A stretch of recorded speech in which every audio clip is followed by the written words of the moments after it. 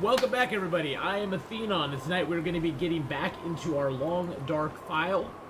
We are on day 78.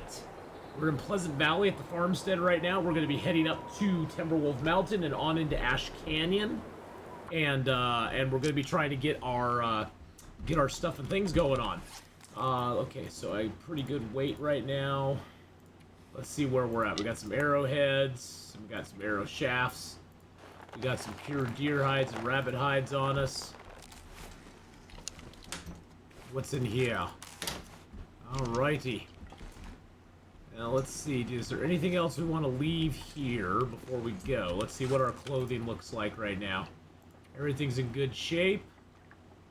Yep, everything's in good shape. We got the moosehide coat, bearskin coat underneath. We got the rabbit skin hat and gloves, deerskin pants and boots. We got our combat pants, we got one pair of undies and a crappy pair of socks, but we got our head wrap and our moosehide satchel. So we're doing pretty good. We could use another thin wool sweater, pair of underwears, and we could use 2 pairs of climbing socks. But on day 78, that's gonna be a tough road to hoe on day 78. So let's drop these sticks over here. We'll pick up some more sticks along the way. We got a book to light a fire with. Excuse me, my voice is a little rough tonight. We'll leave one of the those here. Dude, all of these are pretty much all small teas. Yeah, these are all small teas now. We got a little bit of food on us. We'll get some cattails and stuff as we go along. I don't really need those on me. I can leave a couple of the whetstones here too. I'll leave one of the torches. Leave that rock. I don't need it either. I sort of want to take most of this stuff. Oh, I don't need 53 cloth on me, that's for sure.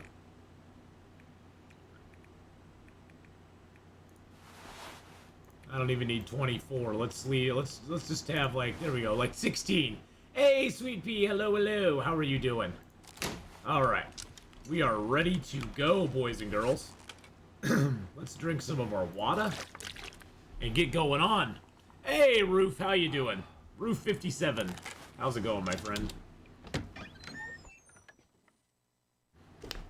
I got a little, you're tired in the thick of wedding plans. 60 days. So is the wedding 60 days away? Oh, there's a bear over there. We could get ourselves a bear, boys and girls.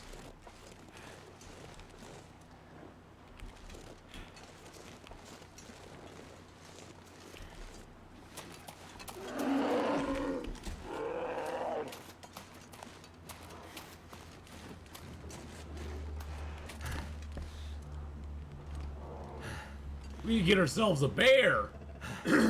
60 days away. Oh my goodness. Hey, Beastie, how you doing? You're back from the gym, now it's time for dinner.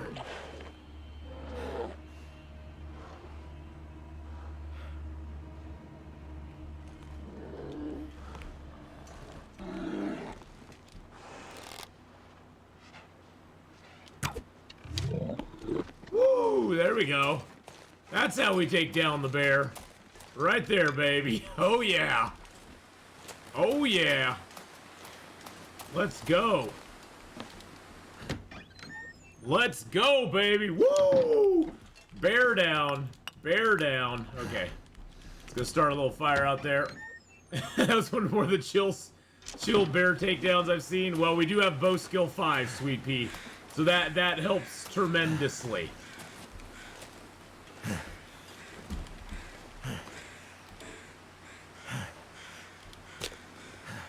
Got no chance of that, so let's get a torch out.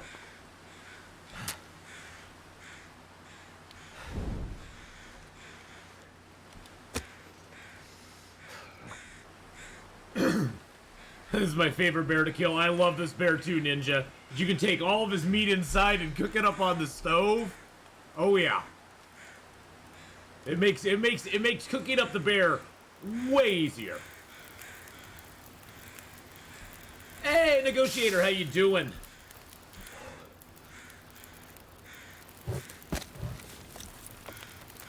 Okay, let's put down some water.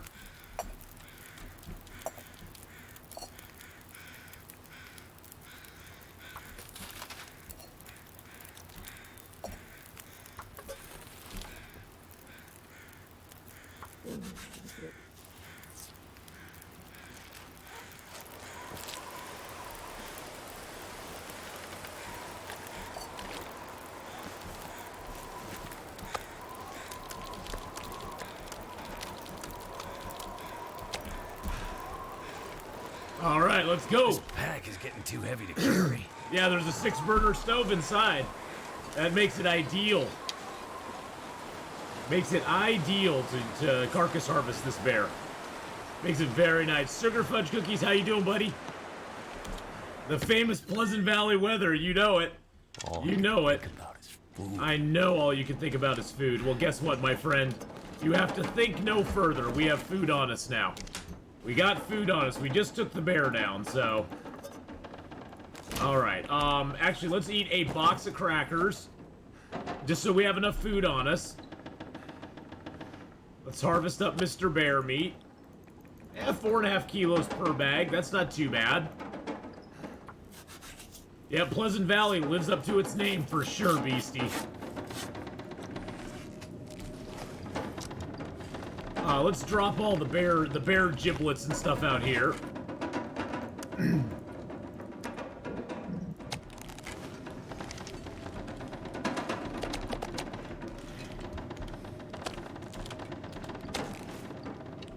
Hey, it's Rayu. Hello, hello, King Carmel. How you gonna do? I take some Pleasant Valley weather right now. Summer's been brutal, yeah. I think most of us would take a little Pleasant Valley weather right now. Oh, I guess I don't need to do the other pot.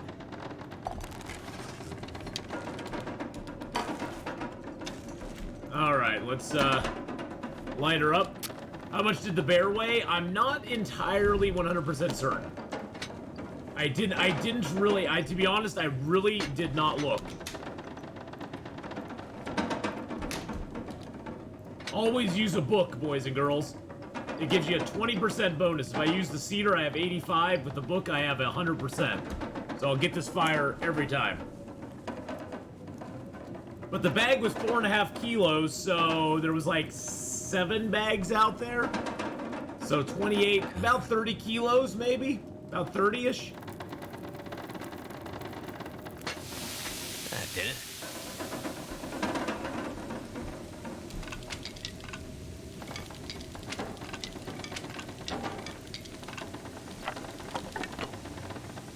Build this fire up a little bit.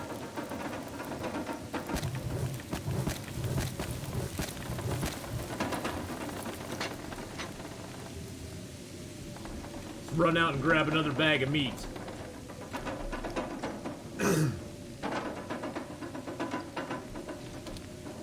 I was wanting to know if it was as heavy as much as I was deadlifting today. That I don't know. Feels like a lot of gear. That I could not tell you. Been a while since I tuned in. Caught the big C for my family a few weeks back. It's gone now, but left me with the worst case of insomnia. Oh man, I'm so sorry to hear that. Yeah, insomnia is not fun. Not fun at all. Ooh, that sound of meat frying away in here is so beautiful.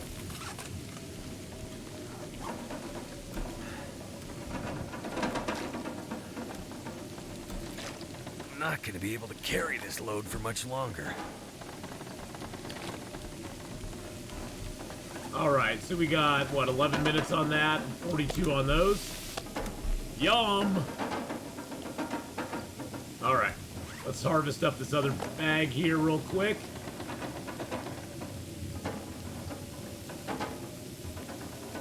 Ah, that's good. We'll do it with our hacksaw.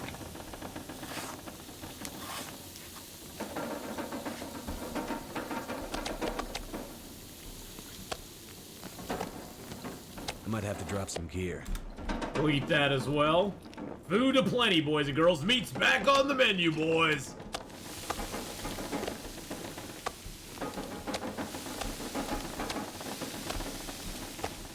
Alright, let's go out and get another bag.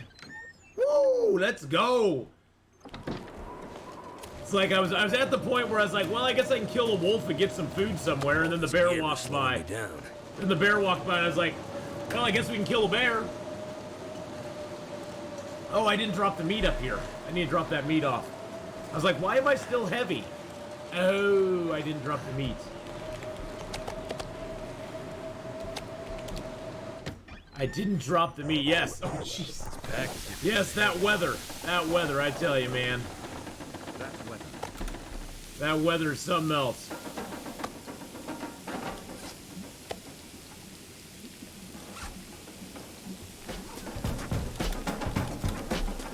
Woo! Venus Vicious with a 21-month resub. Oh, we've gotten 2 moose. We've got 2 moose, Roof. We got the moose in Hush River Valley. Thank you, Venus Vicious, for the 21-month resub.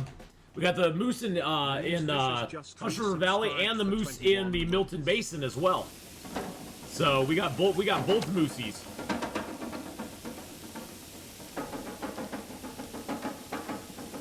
Got both those bad boys.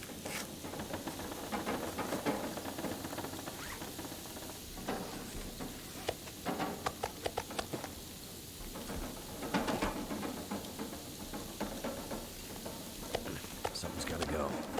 Nothing's gotta go. You're fine.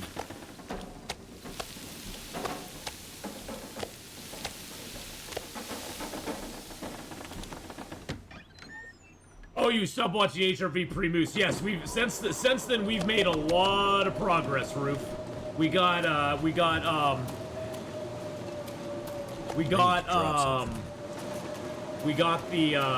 2 moose, we got a moose hide satchel, a moose hide coat, and we got the bearskin coat made as well. Woo! Little blind mouse with the 34 months.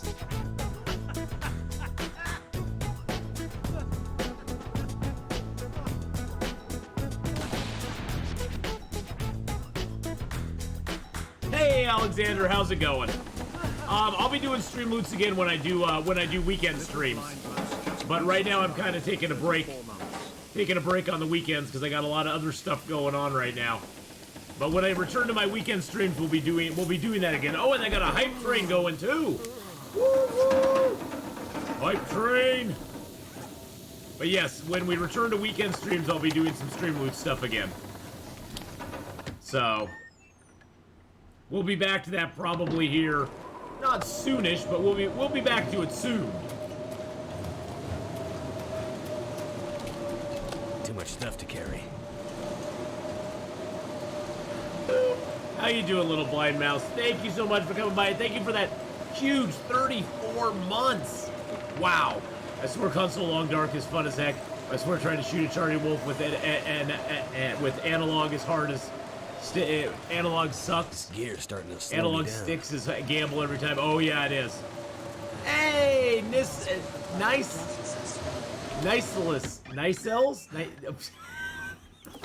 I'm horrible with screen names. I'm so sorry. Thank you for the tier 1 6 months.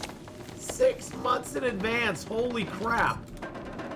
Holy crap, Ola. Thank you so much for that tier 1 6 months in advance. That is crazy. Thank you so much. I appreciate that very, very much. Holy crap. Well, every month when it comes up, you make sure you redeem that so you get your little shout out, you know.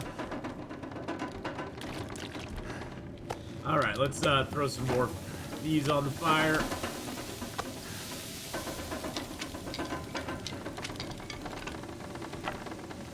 I was not expecting to get the bear out here, but I'll take it.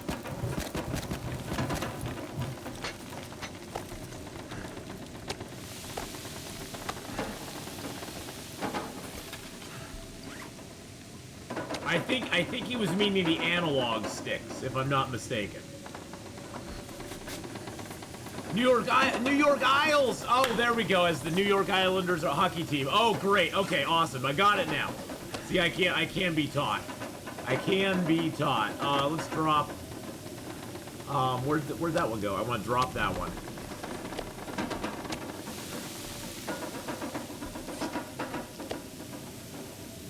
We're gonna get a whole lot done up here. Well, New York Isles, thank you again for the 6-month in advance resub. That is so awesome. Thank you so much for that 6 months, my friend.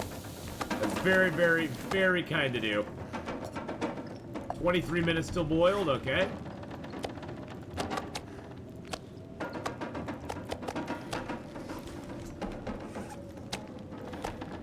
Really?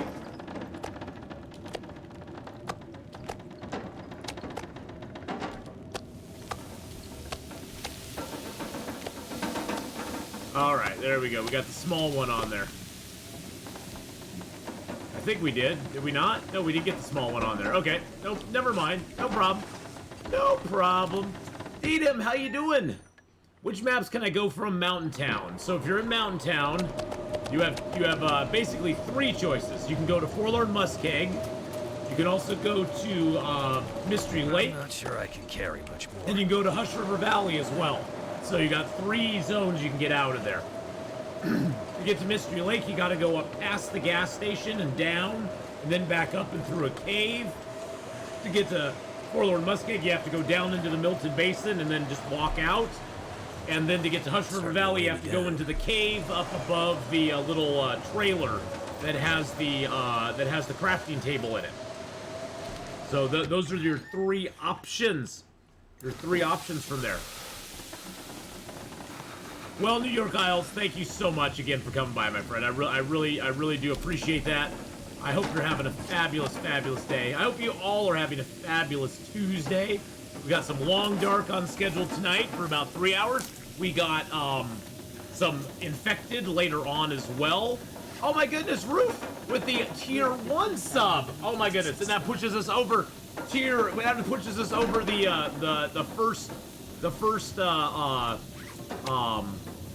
level of the hype train. Yeah, I love Hush River Valley. If you don't know I love Hush River Valley by this point, you don't know if you don't know that I love Hush River Valley, I absolutely adore Hush River Valley.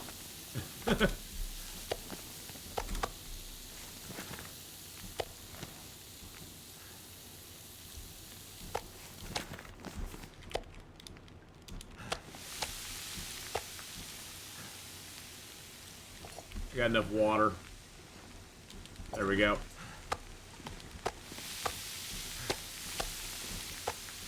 The 6-burner stove is just so divine.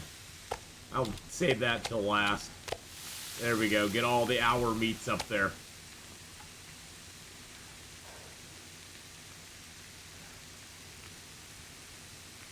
There we go. Oxford Splice, hello, hello. So yeah, we got a lot of fun stuff going on tonight. We got lots of funs happening this evening. All right, let's grab a torch out of there real quick. Water is like sticks; you can never have too much. Yeah, pretty much. Yeah, you will never go back to an area and go, gosh darn it, I got too much water here.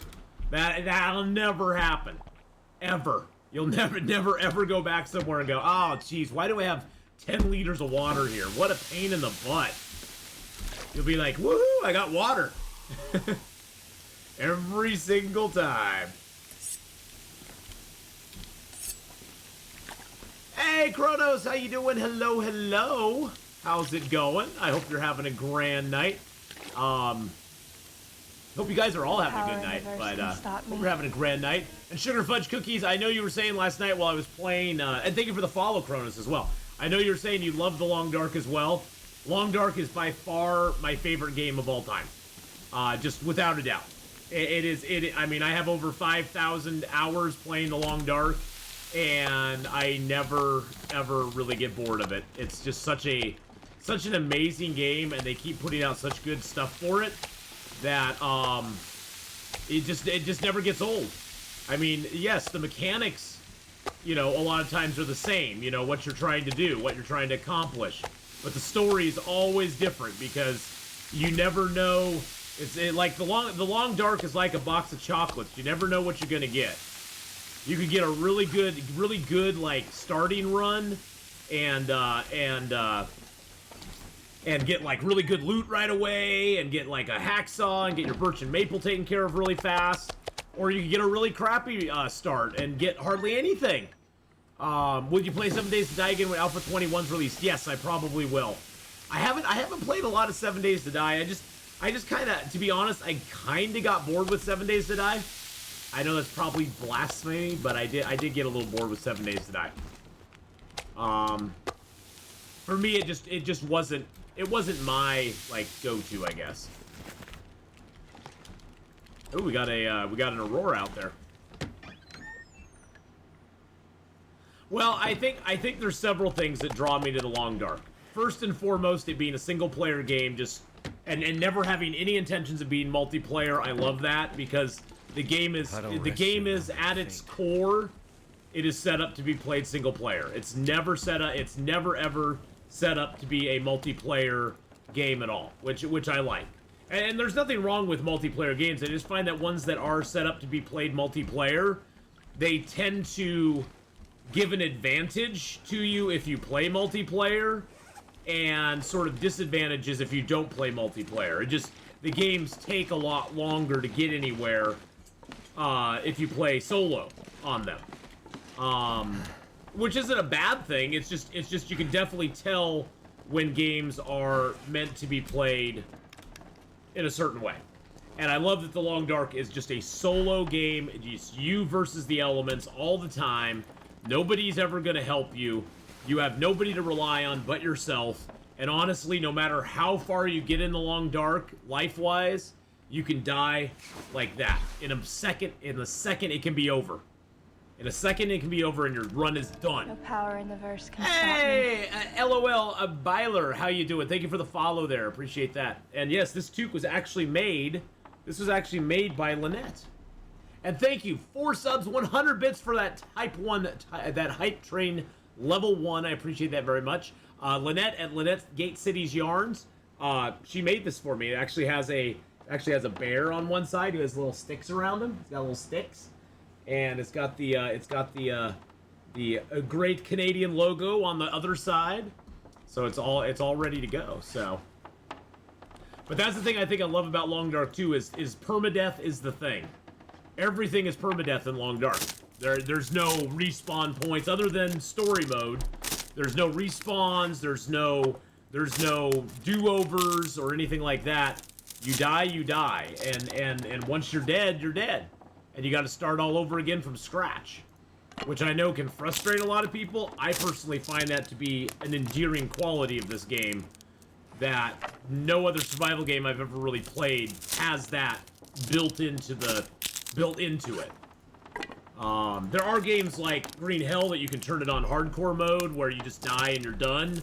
Have you ever? No, I've never tried any mods for Long Dark.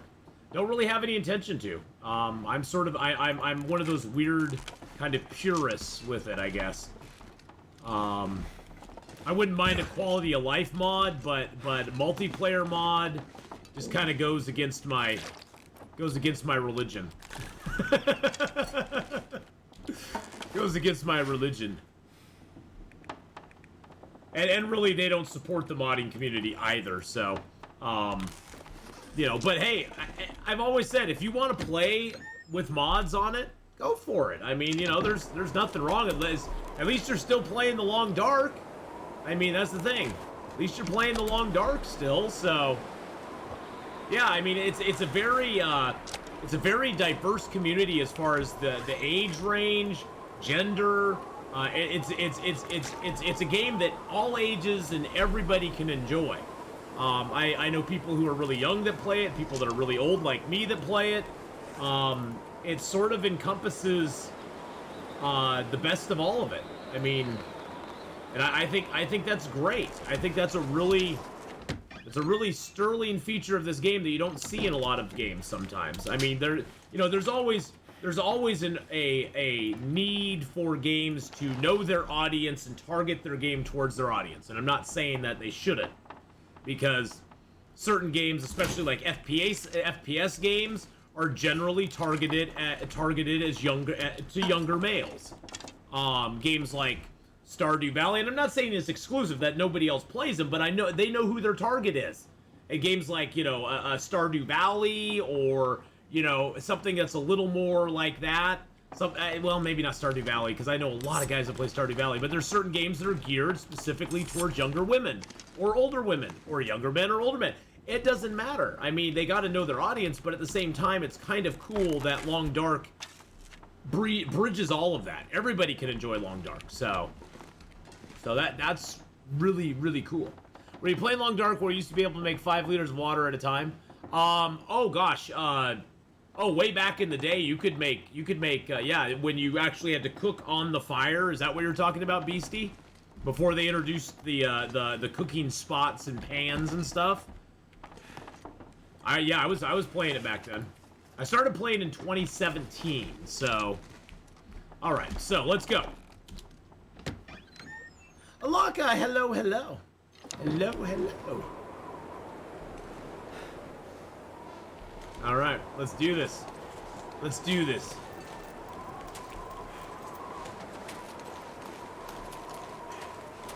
It's very cold out here, very cold.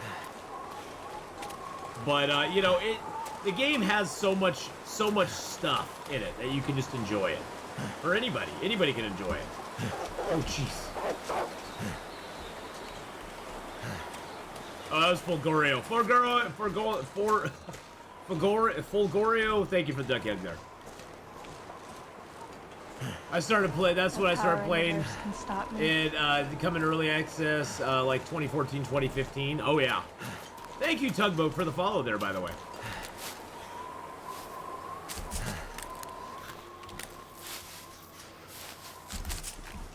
I didn't take any of the... I ate up all the food I could, and I just decided not to eat anymore. But Tugboat, thank you for the follow. I appreciate that very, very much. But I'm doing good, Locka. I'm doing good. We're going to be playing some Long Dark tonight for about the next 3 hours. We're going to also play a little bit of more of the Infected later on tonight, because it's really good. Yes, Adventure Hawkins, the not so Pleasant Valley. Although, you know, honestly, I love Pleasant Valley. Pleasant Valley gets a bad rap, but Pleasant Valley's actually pretty freaking cool to just kind of skate around in and do stuff. I mean, tonight we got a goal. Tonight we're getting to Timberwolf Mountain. We got to go to Draft Dodger's cabin. We got to go to the Burned Ridge Cave, Skeeter's Ridge, the airplane, the Misty Picnic River area, the Abandoned Preppers cache, the little Hunter's Blind up there. And then we got to climb into Timberwolf Mountain. I'm crossing my fingers and hoping we get the moose right at the entrance there so we can hopefully take down a moose, which would be awesome. Oh, thank you. Yes, I was telling people earlier that this hat was made by me, made for me by one of my viewers, Lynette Melody, and she's made stuff for other people as well. And there's her site in the chat right now. You can go there. You could actually send her a message and see if she'd make something for you. I don't know if she's still taking commissions or not, but I know she was for a little while. So if I can send some work her way, all the better. But, yeah, we got a lot to do. And then we got to get in Timberwolf. We aren't going to go to the summit right away. What we're going to do is we're going to loop into Ash Canyon, go all the way around, get the technical backpack, get the crampons, and then hopefully get another moose up there. We'll see if we do. And then we're going to be going to the summit after that. So, only 8 hours till you're back to work. Oh, that sucks.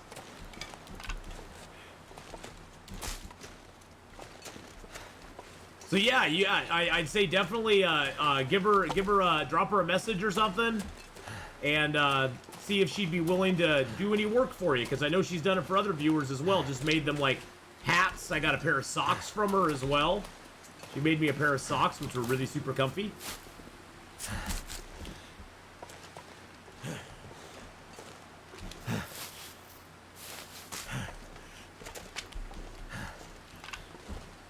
Grab a few more feathers here. Grab these couple more cattails. You always got to be careful in here. There's a wolf that hunts up in this area. He can come down on you. I have not played any of the time capsule ones recently. No, I played the time capsule ones way back in the day. And hi, giraffes are aliens. How you doing? And Lauren, how you doing? I played the time capsules way back in the day, and I had a bad experience with them. So I haven't played them since. I played time capsules when they were first released, and not a good idea. Not a good idea. Hawkeye, how you doing? How you doing, buddy?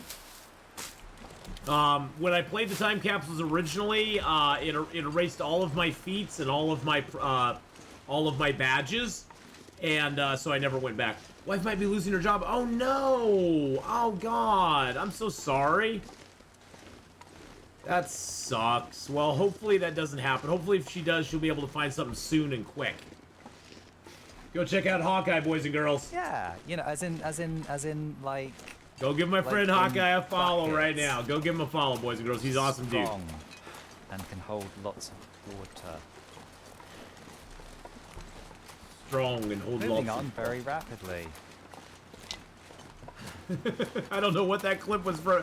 What game was that from? I don't even know what game that was from. See, that's the thing, Arp. I don't know if it erases those still. I think I'm pretty sure they fixed that, but I'm not. But I would definitely back up your files, your long dark files, just in case it doesn't. Just in case it does, I would back up your files just in case it did not. Especially there's a file that's saved on your computer. Back in the day, it was like the 001 file or something like that, and it has like all of your keybinds, as well as all of your badges and all of your feats saved in there. And I didn't realize, I thought that stuff was all saved in the cloud, but those are all saved on you. That they used to be all saved on your hard drive. And that was the thing, is that when I started a time capsule file, it reverted back to when those feats and stuff did not exist, and it erased them all. It erased them all. And replaced them with none. When I returned to the modern version of the game, it had erased all those files and replaced them with nothing.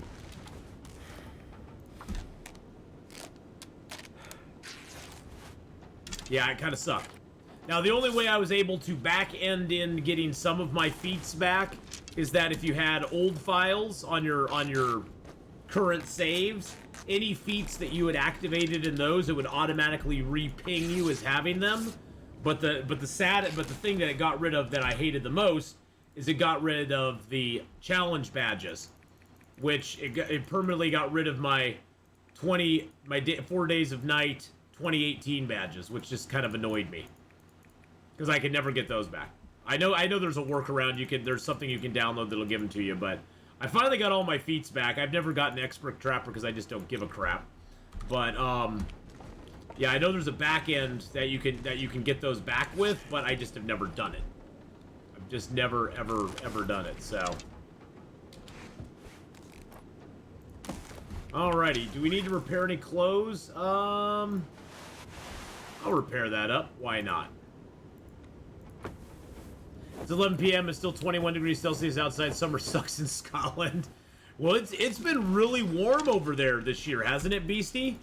Hasn't it been really warm in England, Scotland, that whole area, where usually you guys are pretty mild during the summertime, but it's been really warm there this year.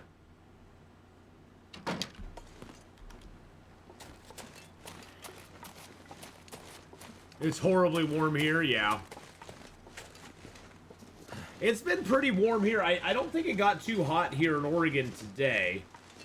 I think today our high was up to 87, which isn't bad. Plus you have the humidity. Yeah, for us right now, the humidity... Oh, shoot. Humidity was 51%, so it feels like it's 81 right now. It's 79, but feels like 81. We only had 51% humidity today, though, so... Usually when it gets hot in Oregon, it's usually not very humid. I mean, it's a little bit humid. It's usually like 20-30%, but it's not like Florida or anything like that. What do you think about season 5 when it comes? Oh, you mean episode 5 for this? Oh, I'll play it. I'll play it. I've never been for me, Deedham, I've never been a huge story mode fan for Long Dark. It's just, I started playing before story mode was even a thing. And so I cut my teeth on this game playing survival mode. And story mode, I would like story mode if they gave us the option to set it like Interloper and make it a single life, no respawns. I think that would make story mode interesting, but I know they don't want to do that. For me, story mode was kind of like oh, that's kind of cool, I'll play through it. And then I'll probably not play it again. Story mode just doesn't have as much replayability as survival mode does. Unless you just go off and do things in story mode and have fun and not really pay much attention to the actual story. Which I did in Chapter 3. Chapter 3, I actually was like, I'm not going to follow the story. I'm going to explore all of Pleasant Valley before I follow the story. And so I did all of Pleasant Valley before I went to the community center, which people kept going, well, you got to go there to advance the storyline. I was like, nah, I'm feeling like doing the side quest. I'm feeling like doing the side quest right now. So I went and did the side quest, had some fun with them, and then I found out later that the Timberwolves don't get activated until you actually go to the community center. The Timberwolves are never activated before that. So you don't have to actually... You can do all the side quests without having to face the Timberwolves if you go and do them before you go to the community center. You can actually get all the side quests done and never have to see never see a Timberwolf. All you'll see is regular wolves. So if you wanna do Chapter 3 and not have to face Timberwolves, go do all the other stuff in Chapter 3 first. Do all the side quests, explore the area. Where's the Wolfie boys? I was sort of expecting a wolf that I could kill and eat up here. And he's failing me. You failed me, Mr. Wolf. Have you seen Mr. Wars lately? I messaged him a while ago, Hawkeye, and chatted with him on messages, and he's super busy. He's kind of just doing his thing right now, you know? So cold. Life is interrupted. Lay down for a bit. Life is interruptus, you know? But he's doing well. From what he said, he's doing well. So, you know, I wished him well. Told him he's always, you know, welcome to come back and join us sometime. And, you know, wife has a line on some new work, so hope it works out. Yeah, there's a lot of that. My daughter actually went in for an interview at Powell's Books here in Portland. She's hopeful about it. The only downside is their scheduling is really bad, I guess. And they can't really offer her a guaranteed, like, schedule. Getting too heavy to carry. Which she's kind of dubious about. But, so... We'll see how that works out for her, you know?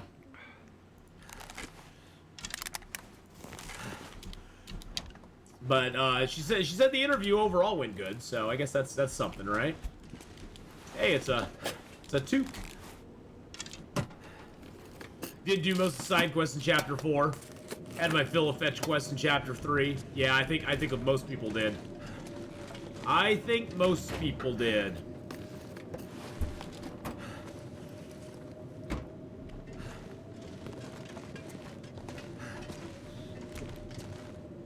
Nothing under the stair. I'd like to restart story, but I don't want to kill the bear. Well, good luck with that, my friend. Rip apart that hat.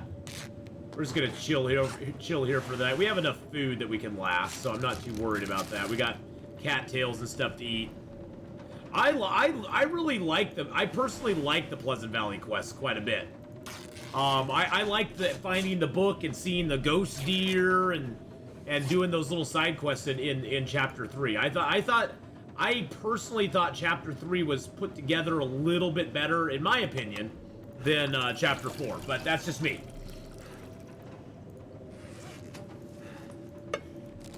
I like some of the puzzle stuff in Chapter 4, but, yeah. I like the side quests in Chapter 3 for me were much more enjoyable to do. But maybe that's just because I don't like Timberwolves.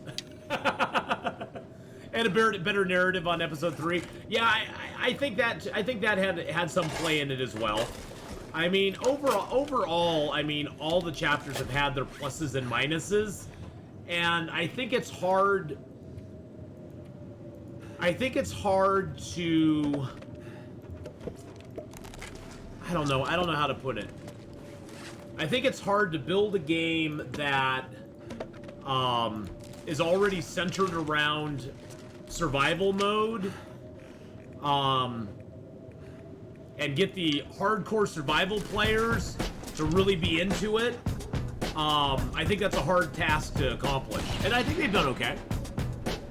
Hey, 7UK! Thank you for the 8-month resub!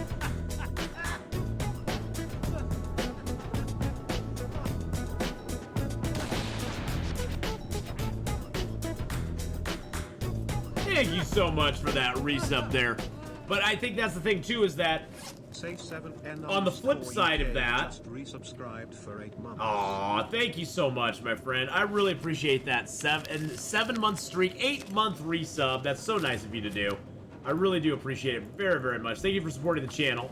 I think though the flip side of that is that the story mode gives new people who are just getting into the game sort of a nice jumping off point to figure out if they're going to like the game or not. I try to explain to people that, you know, survival mode is nowhere in any realm is survival mode even close to what you're experiencing in the story mode. It's just not. You can't. The two are uncomparable. I mean, yes, they have some basic same elements, but they're just a very different. They're a very different beast from each other.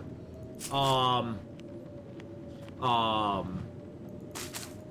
although survival mode, the story mode is a great sort of tutorial, it doesn't really give you a good tutorial on the game. Hey, Josh, how you doing, buddy? Welcome back. And because, like, in story mode, it equips all of your clothing for you. If you have an open slot, it just throws a piece of clothing on you. So you don't get used to, like, looking at the clothing and evaluating, is this piece better than this other piece, you know? I'm looking at it going, okay, do I have a higher, you know, cold and wind and stuff, where I wish in story mode, it would say, hey, you just got a piece of clothing. Here's its stats. Do you want to equip it? What slot do you want to put it in? This is going to be a slot that's exposed to the elements as well as animals. This slot is not if it's covered. You know, it would be nice if they had given a little more of that in story mode, but they didn't. Not a big fan of hinterland puzzles. Yeah. Yeah, the puzzles in Chapter 4 were annoying. I'm just gonna say. They were a little on the annoying side. They were okay. They just weren't a lot of fun. They weren't a lot of fun. So, for me, the story, the puzzles were kind of a. They just weren't great. As long as we find out what's in the box. What's in the box? Something is What's in the energy. box? I didn't mind the puzzles so much. I just didn't find them to be very exciting. The gas one was actually just kind of annoying, because especially when I played Chapter 4, the targeting was off for putting the crank for the pipes on the little piece. You actually had to be like, if the pipe was, say the pipe was here, you actually had to have your cursor all the way over here for it to actually, like, signify you could put it on. If you were aiming at the place where the turner was supposed to go, it wouldn't give you any option to put it on there. Which was like, really? Really? That kind of sucks. So yeah, there were issues with Chapter 4 that I had, for sure. I didn't mind the pipe. The pipe one I didn't really mind that much. The pipe one was kind of interesting. It was just a lot of running around though for no apparent reason. They just, yeah, they did get me pretty annoyed. I'm trying to be kind, little blind mouse. I'm trying to be kind and say they're just kind of annoying. But yeah, they kind of suck. Yeah, and some of it was just, personally, I don't think it was ready for release. I don't think Chapter 4, I think Chapter 4 was not ready for release at the time. But that's just me. Oh, you are being honest. I know you are. I'm hoping that Chapter 5 will be this December. They'll release Chapter 5 for us. We'll be able to enjoy Chapter 5. Have fun with it.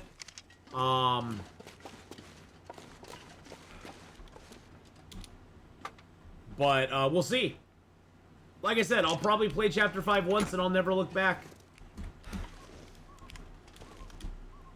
Probably play Chapter 5 once and then I'll be done. Because really the story modes are kind of a one and done in many ways. They aren't a... You don't return to story mode to play them over and over and over again.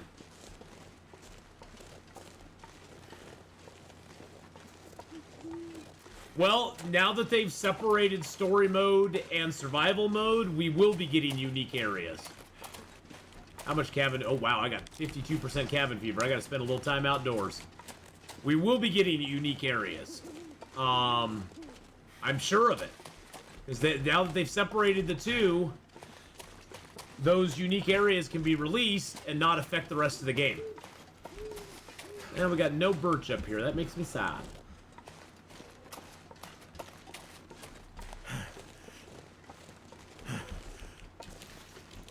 I turned on night vision for you guys and gals so you can see that. So all the boys and girls can see the outdoors here. That's my footprint. I'm shocked we've got no wolves. I was like, okay, well, hopefully there'll be a wolf here so I can eat them. But I guess not. I guess not.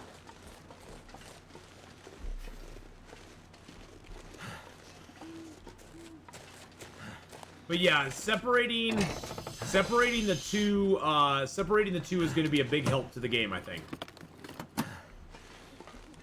Cold is making my head feel thick. I know it is, buddy. There's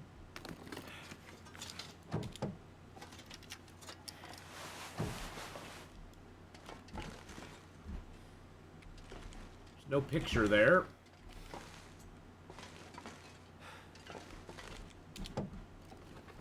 We aren't gonna find much out here. We're here so late that most of the stuff's gonna be in pretty low condition, if it's usable at all. I'm just doing the overheads, then I'll go back and look at the floor. Can't wait for new areas. You think some of the water areas in DP and CH will be involved? I don't know. I think that's kind of wishful thinking, to be honest. I don't think they're going to involve any sort of water travel in the game. Maybe on their next game that they come out with, they'll have some water travel in it, which would be kind of cool. But I don't think we're going to see much water travel in Long Dark, to be honest. I just don't think that's going to happen. Check over the hill. There's a body down there. Ooh, there we go. Nice.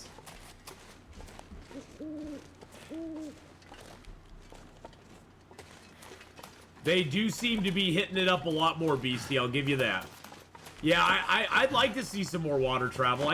Or some water travel at all. That would be kind of cool in the game. But I don't think if they do institute any water travel, I don't think it's gonna be like we're actually gonna be sailing. It's basically gonna be a we got a pair of climbing socks, boys and girls, or not climbing socks, but wool socks. Nice. Seasons in Long Dark? I think the modders will put seasons in Long Dark, yes. I don't think Hinterland ever will, though, no. I think people will probably mod the game down the road, and there will be some sort of seasons.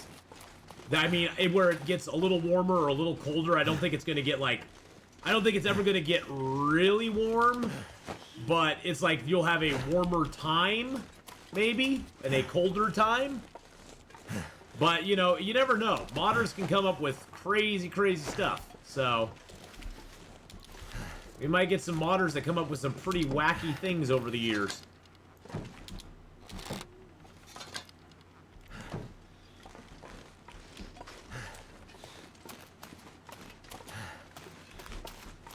Alrighty, got a few more suitcases up here. Then we got the tail section. Yes, the dashboard's very bright right now. That's because I have night vision on. This is what you'd be seeing otherwise. That'll come in handy. This is what you guys would be seeing otherwise, which makes it very hard for people who are especially watching on a small screen to see anything. That's what I'm seeing in game. But with night vision on, you guys get to see it a little bit brighter, so it brightens everything up. It changes the contrast and everything. But it also does that when I open up containers as well. That's why I don't open up. That's why I don't hold open, say, my that function there very often.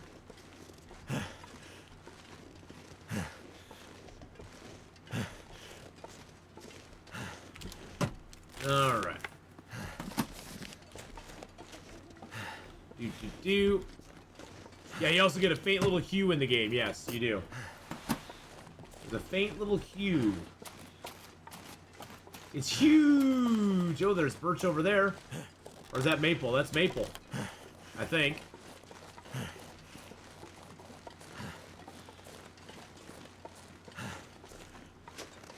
But I mean, you could actually set it like that if you want to. I think in the settings. But hey, Atheenon, how you doing, buddy? Hello, hello.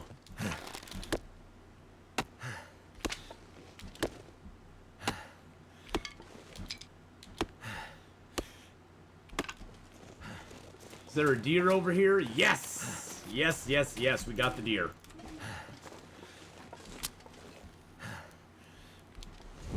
I'll turn that off.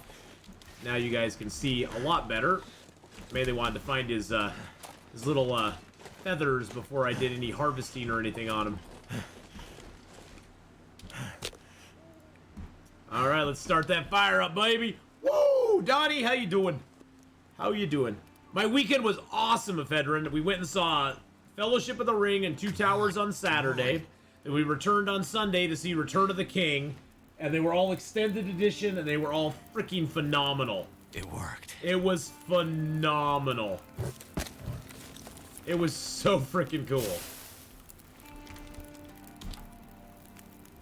Well, Donnie, I'm glad to be out here for you too, my friend.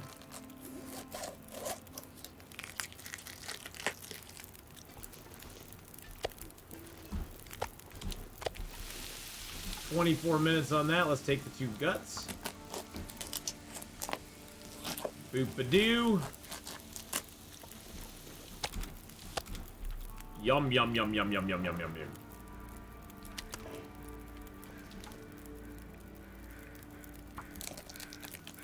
Yeah, it was a great movie marathon, Tugboat.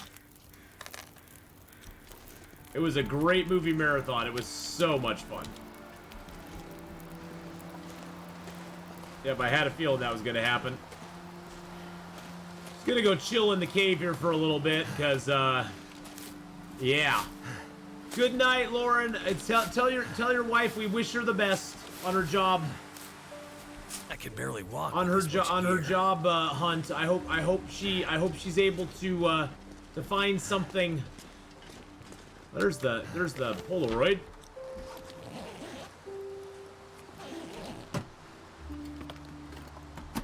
Hey, we got a can of food. That's cool. Looks like I made it through another night. Yes, we did make it through another night. Got a fresh deer hide to show for it too. And 3 fresh maples. Nice.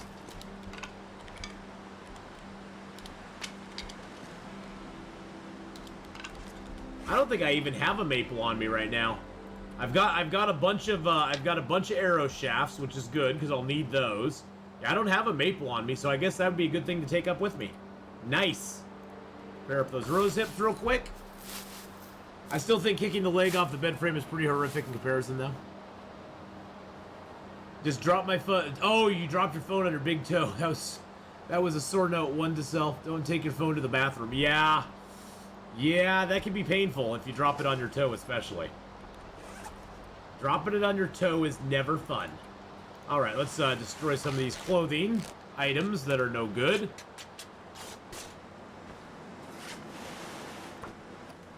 Just watching the new Doctor Strange today. Gotta be honest, getting real tired of superhero movies. Well, the superhero movies have kind of burnt people out, to be honest, Smelly Fries. They just, you know, they had, like everything in Hollywood, they had their heyday, and it's kind of come and gone, to be honest. I mean, and this is coming from a lifelong nerd who loved that stuff growing up, who all I could ever wish for was having superhero movies made of my favorite characters. And honestly, I've not gone and seen the new Thor movie. Could care less. I've very little desire to see most of them. The last one that I really liked was Spider-Man. That was pretty good. Was not a big fan of the Doctor Strange movie. It just kind of ambled all over the place. They're now trying to do this, the multiverse stuff, which is horrible for them to go down that direction. I was saying this last time on stream. What they need to do is they need to return to grounded superheroes. Like they did with Daredevil originally on Netflix, where his villain was a dude. It was Wilson Fisk. That was his bad guy. I mean, you know, that's stuff that we can all, you know, relate to. I mean, the cosmic stuff is kind of cool to get into every once in a while, but man, oh man. Just give us some grounded superheroes that actually just fight bad guys. Instead of always having to fight the big cosmic thing that's going to destroy. I mean, how many times has the Earth almost been destroyed by all this stuff? I mean, it's like over and over and over again. How many times can you almost destroy the world? How many times can you almost destroy the world before it just gets kind of old? It's like, oh, look, they're destroying the world again. Oh, okay, I guess we gotta go save it one more time. I mean, and honestly, it's like, you only get one chance. They only got one chance at Thanos, and they passed up so much good stuff with Thanos. Oh, so much good stuff with Thanos. Oh my god, there's so much good stuff they could have done with Thanos. Woo, spicy food!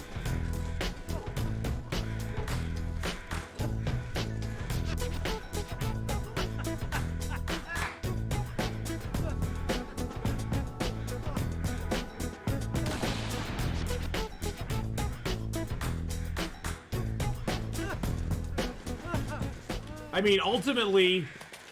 Spicy Fin just Thank you again, my friend. I appreciate that very much. Been a while since last sub. But oh well, I am here now. Hey, thank you for the 22 months. I appreciate that very much, my friend. Very much. The people of Earth is so used to almost dying that they aren't phased anymore. Yeah, pretty much. It's like, oh, look! Something's coming from space to kill us all. Yay. Who cares? And that's the thing is, like, the whole... They missed their opportunity with Adam Warlock. They showed him in Guardian. I got actually excited after Guardians of the Galaxy. I was like, hey, you know, that'd be kind of cool if they actually brought Adam Warlock into it. I was like, because Adam Warlock is like, for us comic nerds, Adam Warlock is an integral part, as integral as Marvel, not Captain Marvel, but Marvel with Thanos' story as anything. I mean, Adam Warlock was specifically created to fight Thanos. And now they're going to bring him in now? For what reason? For what reason are they going to bring him in now? Oh, I like the first Guardians movie. Unfortunately, Disney and Marvel movies took the wrong idea from Guardians because it was kind of lighthearted. It had some cool little jokes in it and stuff. They took the wrong idea from that, and they had to make every movie like that. It's like, give us a movie with some serious freaking moments in it. Give us those moments in movies that make us go, oh man, just crush our soul. Because that's when they can give us the moments where things go great and we're like, yes! When I hear Marvel, I think semiconductor manufacturer. But see, that's the thing, is that they took the wrong message from that. They took the wrong message from Spider-Man too. It went, oh well, Spider-Man was a success. It must be because of all the cameos. So let's reshoot a bunch of stuff of Doctor Strange and make it cameos. Goddamn freezing. And throw away a bunch of characters that were really cool and just make them look dumb. Make Professor X the weakest alpha mutant ever.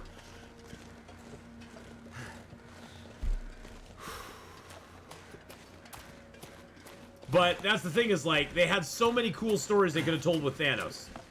So many cool stories. And I know that they're trying to deal with a cinematic universe and everything, but to basically turn Thanos into a guy that just wanted to make everything better. No, Thanos wanted to destroy the entire universe. This is comic lore now. He wanted to destroy the entire universe and give it to his love, Lady Death. He wanted to give it to Death as a present to her to make her notice him. That is why he wanted to destroy the entire universe. No other reason. Stop. End stop right there. Yeah, he wanted to impress Death. He couldn't he was in love with Death, and he couldn't figure out why Death wouldn't love him back. So he figured, you know what? If I get the Infinity Gauntlet, I can destroy every living creature in the universe all at once and impress Death, and she'll actually fall in love with me. That was his whole plan. That was like the end game for him. And they just did away with that. And it was like, that was such an intriguing storyline. It was just, it made him a truly villainous character.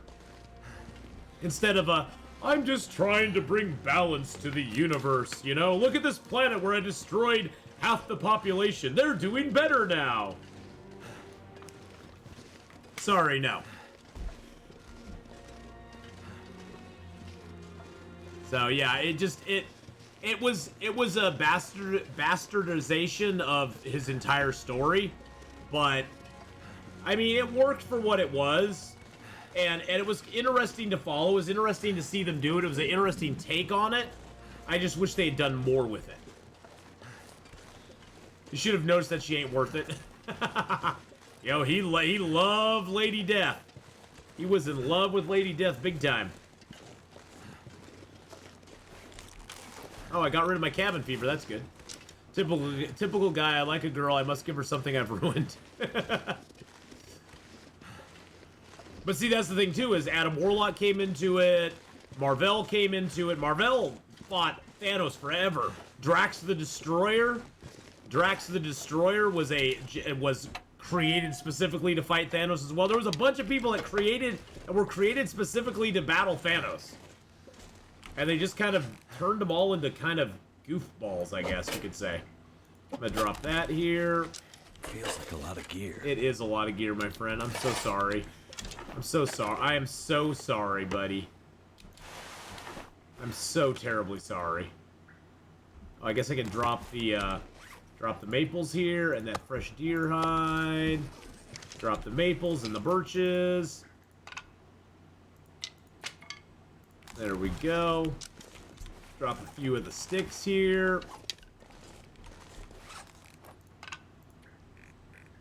I actually already, I'm gonna take them up. I just have to sort my weight out more than anything. I already repaired my hacksaw to 100%, so I'm good there. Oh shoot. Actually, I do sort of want to put those in there.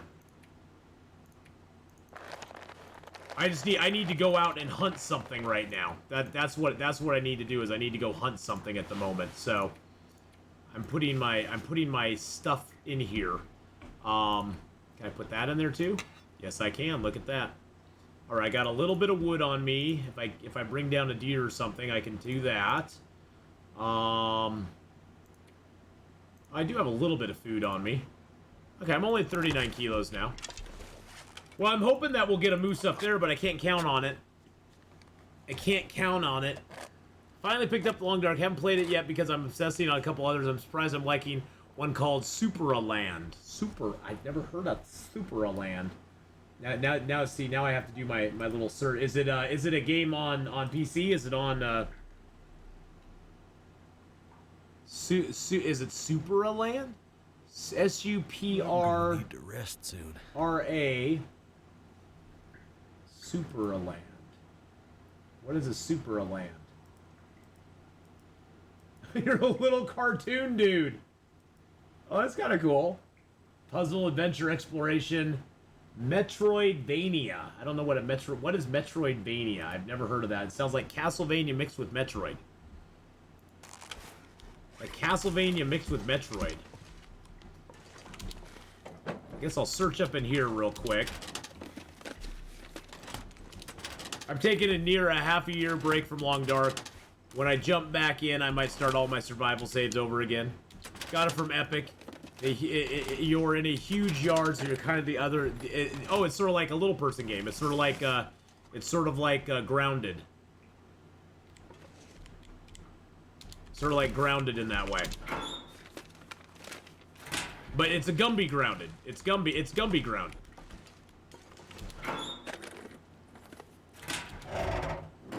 Yeah, like Grounded, but no craft line. Okay. What's the plan for today? Well, we're gonna play Long Dark for about another 2.5 hours, and then we're gonna switch over. We're gonna play a little bit more of the Infected tonight as well. We'll be doing a little Infected tonight as well. Right now, we're heading up the Timberwolf Mountain.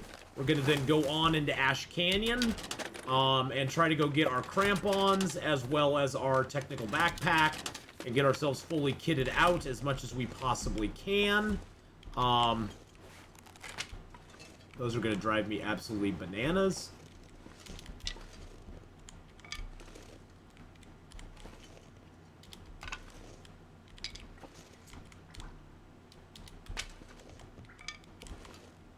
Oh yeah, I'm going to need... oh, totally. I need to go out and hunt something, though, because I have, like, no food. I got a couple boxes of crackers, but I hate using those right now. And I got no water, either. But there's a deer out here, so I'm gonna see if I... oh, I got that. I can drink that, I guess. There's a deer out here, so I'm gonna see if I can do that.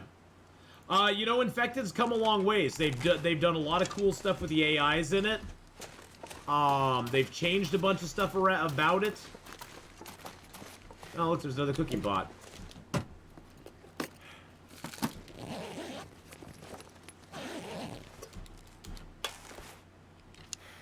I might have to drop some gear.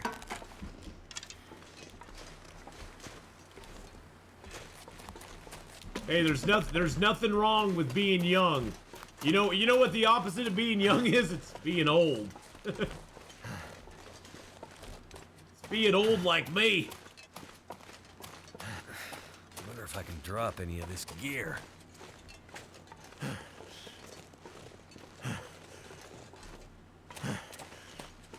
I saw the deer over here earlier.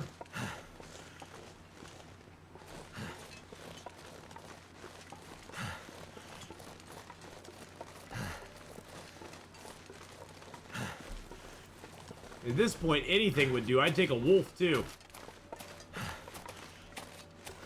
Take a wolfy boy if he showed up.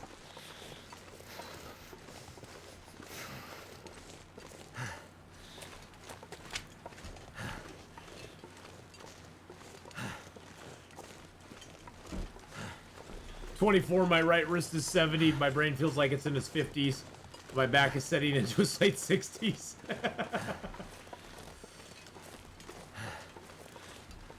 You know, getting old is not all it's cracked up to be sometimes, but you know what? Getting old is nice in one factor, that you just stop caring as much what people think. I found the older I get, the less I'm concerned about totally random strangers thinking things about me. Because honestly, it doesn't matter. What they think about me, you know, you start to, I think it's because you start to kind of, you know yourself better. And you don't actually, like, let what other people say about you be as big of a deal. I mean, sure, it's always good to listen to people's opinions and input on things that you're doing, because you can always learn, but you become way more comfortable with yourself, and you don't base your entire... You don't base as much of your being on what, you know, Joe or Blow or whoever down the road said about you, or something, you know? Just like, okay, well, that's your opinion of me, I guess. There's, you know, not much I can do about that. I know who I am.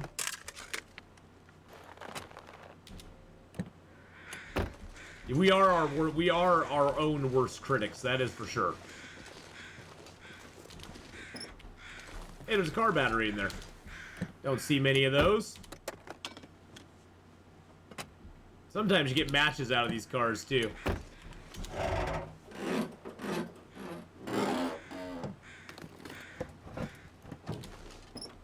No car battery in that one, though. Hey, there's some more crackers. Freezing. Whee!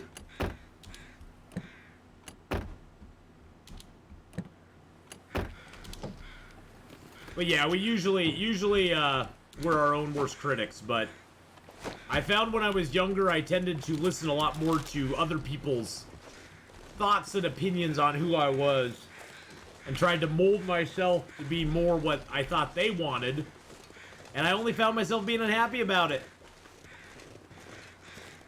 You know, I only found myself being unhappy in the end, which kind of sucks. It's no fun to be unhappy. Guess I got enough food to last. Something's making me feel really tired. I can get food when I get up there. I do want to go over to the Mystic River picnic area though. And like I said, you're never too old to learn. I mean, I'm not saying ignore anything anybody ever says to you, but you know, you learn to take all of it with a little more grain of salt.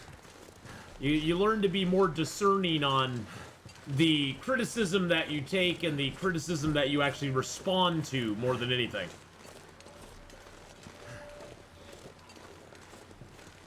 And I think in general you just become a better person in some ways. You become a better person for yourself, you know, to yourself. You understand that you have flaws and you always have flaws and you're never going to be perfect.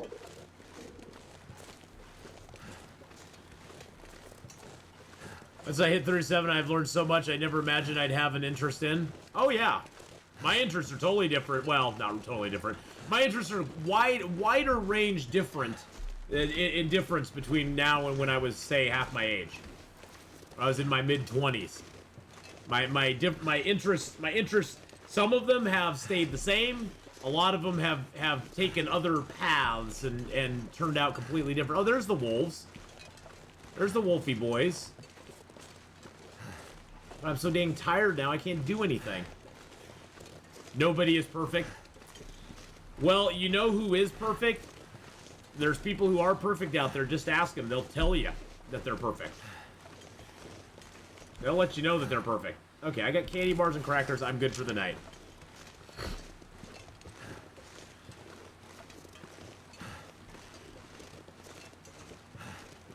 Oh, but I need water, don't I?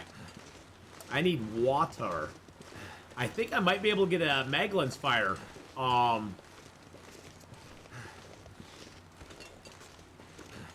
think I can get a Maglin's fire out here right now. So let's try that. Oh yeah. Woo! Let's go, Maglins! I thought my future would be in IT. I studied computer science for a year, decided I hate every minute, and now sitting here with an education science degree. There you go. There you go. Well, there's very few of us, Fedrin, that are in the place we thought we would be when we were, say, 18. Very few of us. I mean, there are some people who knew at 18 exactly what they wanted to do their entire life. Thank goodness for that. And they pursued it, succeeded in getting it, and that's where they are now. But that's a very, very minority of people. Very small minority of people are that way. Most people change not only their interests, but what they want to do several times in their lives, if not multiple times in their lives. And that's just the way it goes. I mean, all right, there we go. Let's make a whole bunch of water down here for ourselves.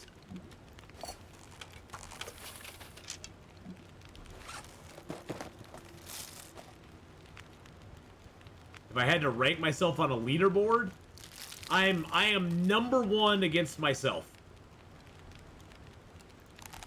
I am number one against myself. Against myself, there's nobody better who plays this game.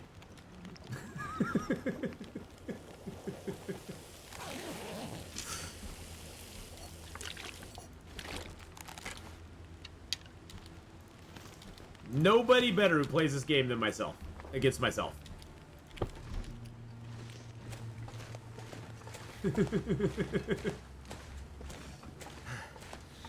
Well, I mean, Beastie. I mean, if you want to put any sort of ranking type thing in there, there is. I mean, there's a small minority of people who actually play Interloper on a regular basis to begin with. So, Interloper players comprise, I think, less than like 2% or 5% of the players of Long Dark as a whole. So as far as that goes, I'm probably in the top 95th percentile of people who play it, you know, as far as like playing it on, if you want to categorize it as difficulty level played, I'm probably in the top, you know, higher 90 percentile of it or whatever, of people who play it, but that's the thing, is like there's people who play it on way harder difficulties than I would ever play it on, and play way crazier than I ever play.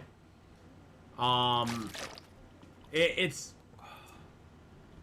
one of those things where it's hard to base any sort of status on, because what do you base it on? Days lived? There's got tons of guys that have lived longer days than I have on this game.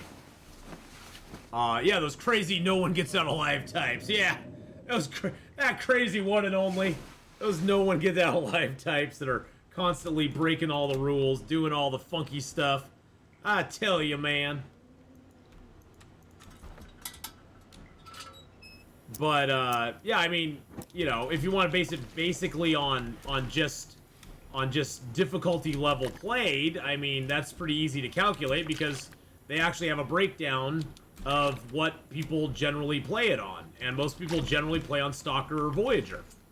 Very few people actually play this game as a regular thing on Interloper. So is that a good metric to use? I don't know. I couldn't say.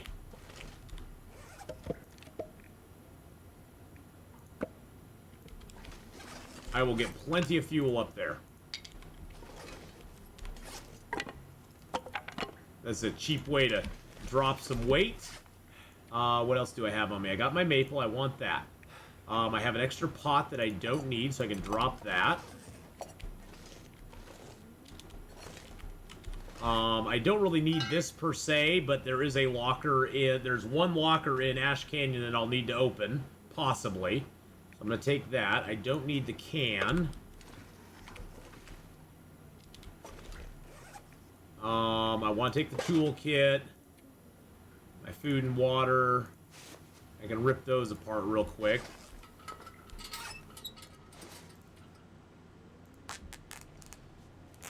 I base it off knowledge of the game and experience. Well, I've got a lot of hours in the game, and I'm a pretty good encyclopedia for the game. So in that, I'm probably doing pretty good. Cryogen, how you doing, by the way? How you doing, Cryogen? So as far as like knowledge of the game and stuff, I'm probably pretty high up there.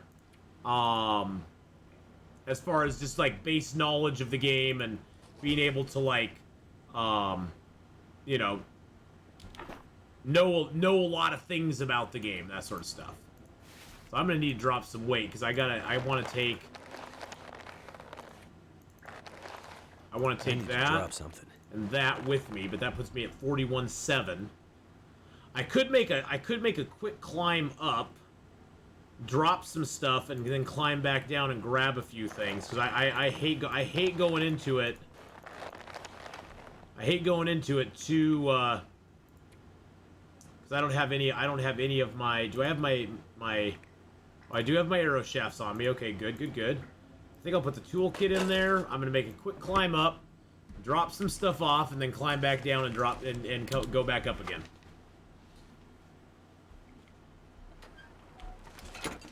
Never found the one in Ash Canyon be locked, but it always says Atheenon taking a break around, taking a break. Stick around the stream.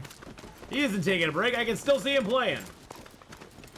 And it's the same in all. It's the same in all brand. Oh, in Germany we call that basic training.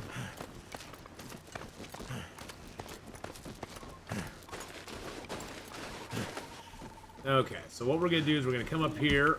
We're gonna drop our pots. We're gonna drop our lantern, our pry bar, our hacksaw. That'll lower our weight down a bunch, so we can go back down and then climb back up again. And it's still night. It's still nighttime, so we have time. Oh, I guess I can also leave a couple liters of water up here, because I have water on me. What else could I leave if I wanted to? Oh, I could leave all my fuel here, too. That way I can carry more fuel up. Leave the fuel up here. Leave that maple up here. Leave the hide up here.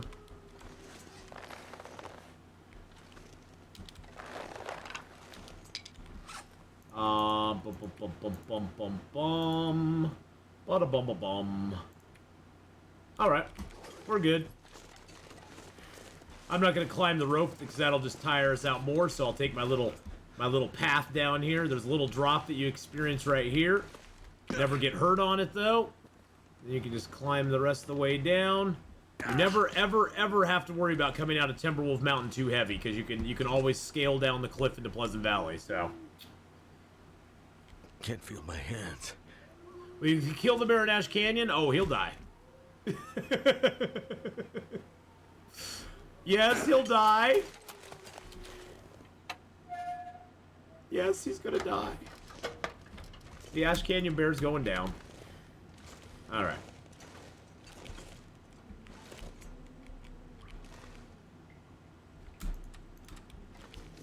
There's the bed.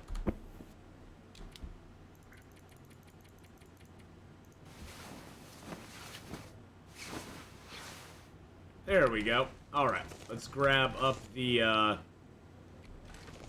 Oh, so I had a second fresh deer hide on me, too.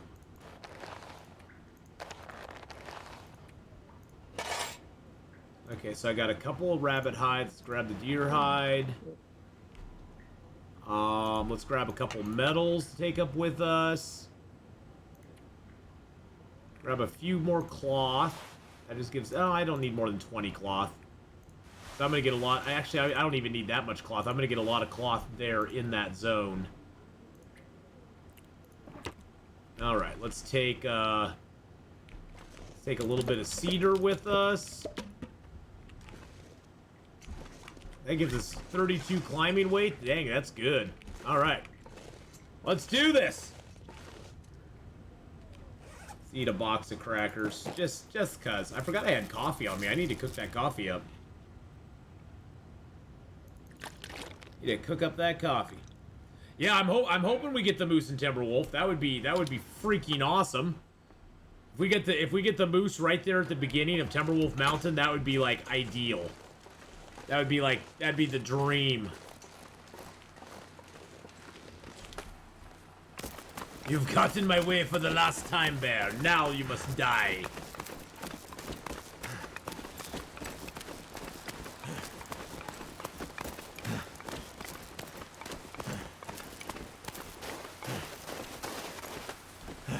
Alright.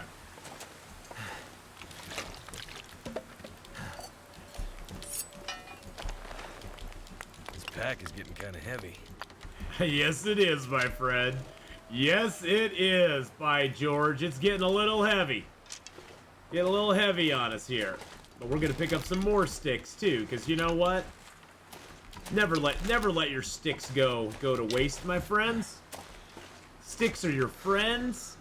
Sticks are your allies.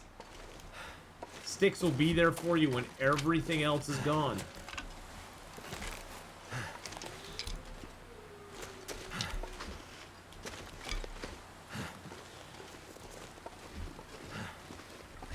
Tried to go in for the army. I didn't get in because I was underweight. I actually almost went into the Navy when I was younger, but I was 18. No, I was 17. No, I was 18 at the time. And they were wanting 6 years of my life, and I was like, ooh. They wanted to recruit me for their nuclear program, their nuclear submarine program. And I was like, that sounds kind of cool. And then I was like, ooh, 6 years. God, I'll be 24 by the time I get out. And I was like, oh, it seemed like such a long time. And I look back on it now and I'm like, 6 years wasn't that long. 6 years was not that long. I could have come out with the GI Bill. I could have gone to college after that. There's a whole bunch of stuff I could have done, but, you know.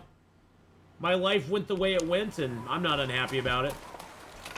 Everything I did led me to here, so there's no sense in going back and regretting things that I did or didn't do, I guess.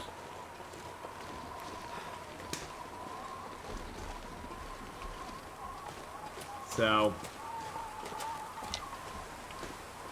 but then exactly. You wouldn't be watching me play, and that's the thing, Beastie. Everything has led me to where I am today. All the bad and the good decisions and the bad decisions and stuff like that. You know, I wouldn't be where I am today if I hadn't made them. So, if I had changed one little thing, you know, taken a different course or signed into the military or in that point, in that sense, the Navy, you know, because they want to send me full ride. So it basically got down to they wanted to send me full ride to the Navy Academy. I would have come out of officer training, and it would have been like a 2 years in that, and then I would have been put on a rotation on different nuclear-powered vessels for the next 4 years, mainly submarines and that sort of stuff. But nope. I was just like, yeah, that's just too much. They actually had me go down and take a test for it. They had me take tests for it and stuff. I was like, okay, it's just another test. But being the 18-year-old slacker I was like, I don't want to do that. I just want to go have fun. God, I was in good shape back then too. Had nice six-pack abs. Had a nice six-pack. I was a lean, like 185 pounds, 6 foot, 185 pounds. Most of it was muscle. God, I look back at pictures of myself now and go, damn, why did I feel I didn't look good back when I was 18? I was in the best shape of my freaking life. I was in the best shape of my life back then. God dang it. I do not see moose sign around here.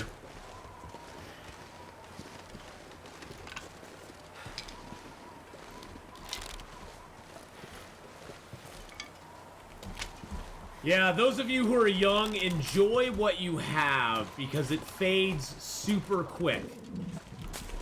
It fades very quickly.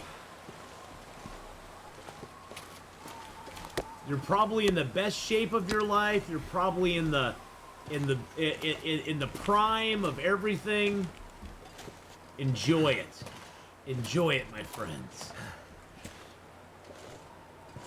Because you'll wake up one day and you'll be 30-something, staring back going, what the heck happened? Where did it go to?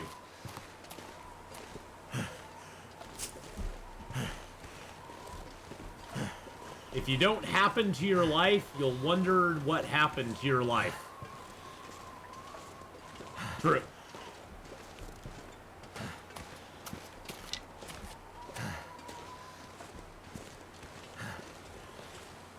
Alright, well, no moose here.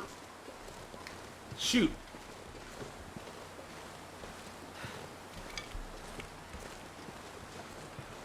It fades fast, but when you get old and play Long Dark or something like this and stream it, I'm watching the future. I'm okay with this. Exactly. You know, that's the thing is, there's a lot more options for us these days. Oh, I just missed him. Hey, a natter. How you doing, my friend? How's it going, buddy? Darn little bunny rabbit. You're gonna be my dinner.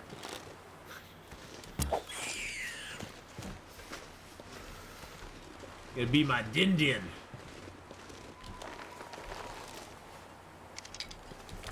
All this gear is slowing me down.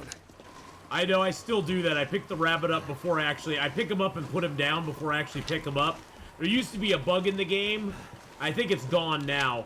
There used to be a bug in the game that your arrow would sometimes disappear if you just picked up the rabbit and put it in your backpack. It would just, your arrow would just be gone. And so over the time I learned, oh, if you pick him up, put him back down, the arrow will kind of respawn beside him like it did there. I think they fixed that now, so if you pick up the rabbit, the arrow's still on the ground. But I'm always so nervous I'm gonna lose a freaking arrow. Like, I don't want to lose an arrow, damn it. I worked hard for every freaking arrow I have. I don't want to lose any of them. 'Cause those arrows are scarce. They're scarce, man. They're hard to come by. Well, they're hard to come by. I just don't want to make another forge run if I don't have to. I lost some arrows in Hush River Valley.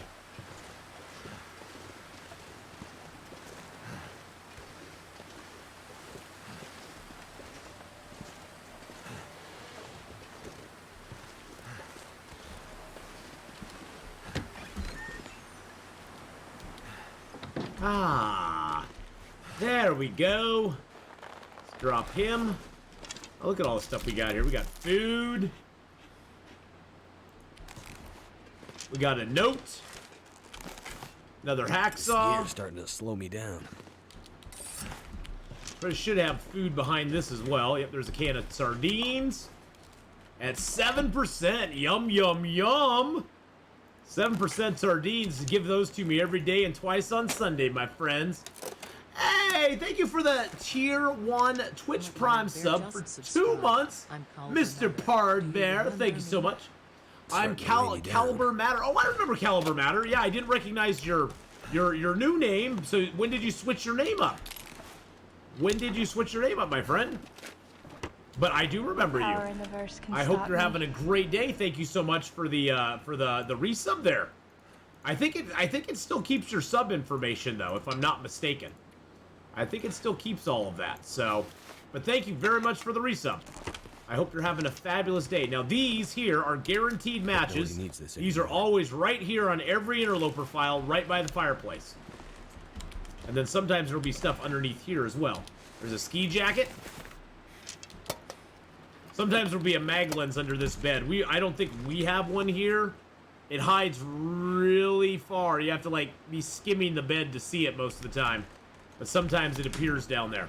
You switched it a few months ago? Gotcha. It's getting too heavy to carry. Hey, look at that. We got another wool toque. We'll repair that up.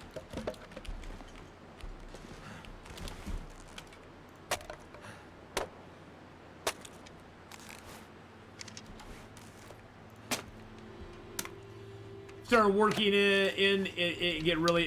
I've started working it in. I'm not sure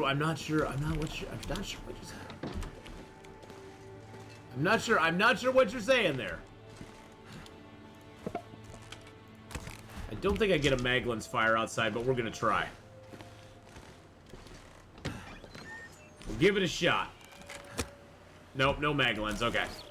I figured the chances were pretty low, but I figured I'd give it a shot anyway.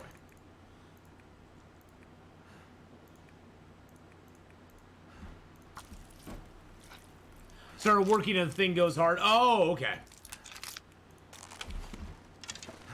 Nah, don't worry about it. Don't worry about it, my friend. Okay, so we got a little bit of water. Let's drop the meats.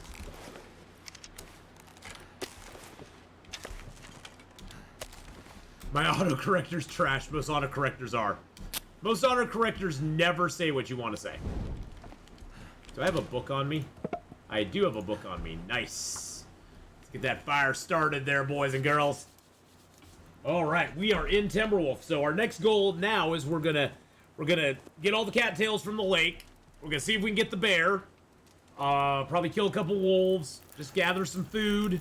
Get some food kind of stored here at the trapper's cabin, or at the mountaineer's hut.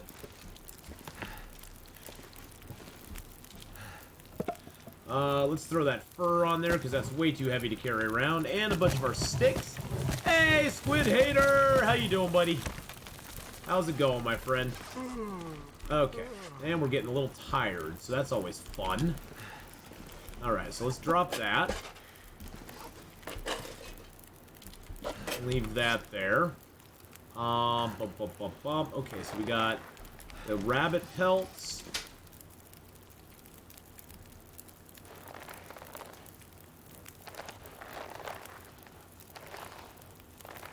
That's a fresh hide, so we need to drop the fresh hide and the gut and the birch and the maple. Get those curing here. That's our backup stuff. Hoping this will make you cozy. Oh, well, I hope it makes you cozy too. But welcome, Squid Hater. Welcome to the channel. Welcome to the fun. We're gonna go out and hunt ourselves a little boy or girl out there, a little boy wolf or a little girl wolf, one or the other. I'm gonna drop most of these here. We got some coal. Oh, I got 8 cedar. I'm gonna drop some cedar here too. How long does that go? 8 minutes? All right, let's craft up our 2 birch bark real quick. There we go. That'll be done here pretty quick. All right, perfect. Delete that piece of meat up. I don't want to use my good bow. I want to use my bad bow. I want that to go away. Let's drop this book we have. I don't need a wilderness kitchen book. All right. Oh, the bear is over there. Holy crap, the bear is actually over there, boys and girls. The bear is over there.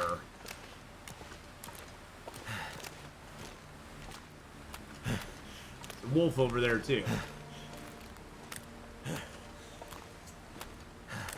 I kind of wish they make a slight difference in the animals so you can tell if it's a male or female, like in Pokemon.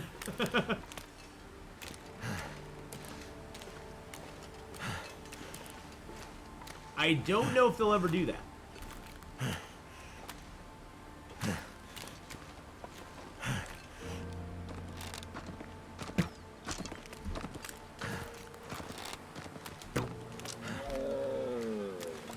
Oh, that's good enough for us. That'll give us some foods.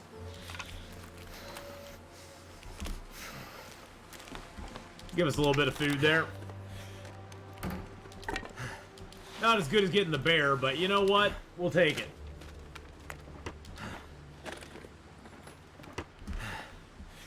I'm gonna have to leave something behind. I wish he was a little bit closer, but that's okay. We can start a fire out here.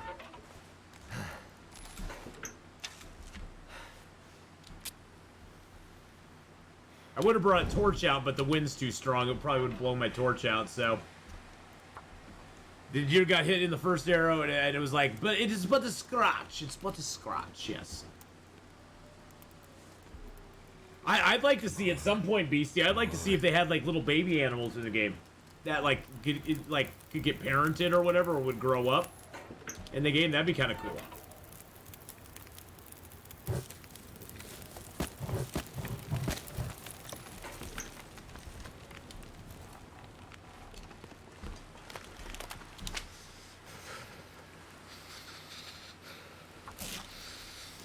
It's only 6 minutes to take one little honk off this dude. Then we can just run it right back over here. Put it right on the fire. Boop. There we go. Cold is making my head feel thick. What we should do is we should just warm up a nice little tea here for ourselves. Maybe a nice little birch bark tea. Why not? Yum, yum, yum. Give us a little heat up. Still got 12 minutes on that.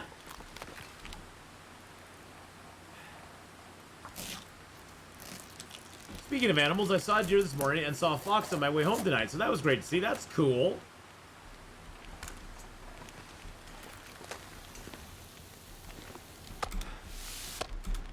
There we go.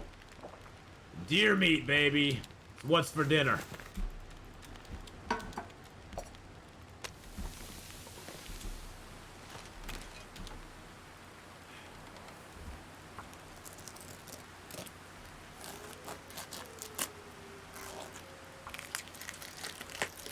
Always crouch when you're doing this. It'll lower your visibility to animals. See, like that wolf, he smells me now. That wolf totally smells me now. I guess I can get a twofer if I do this right.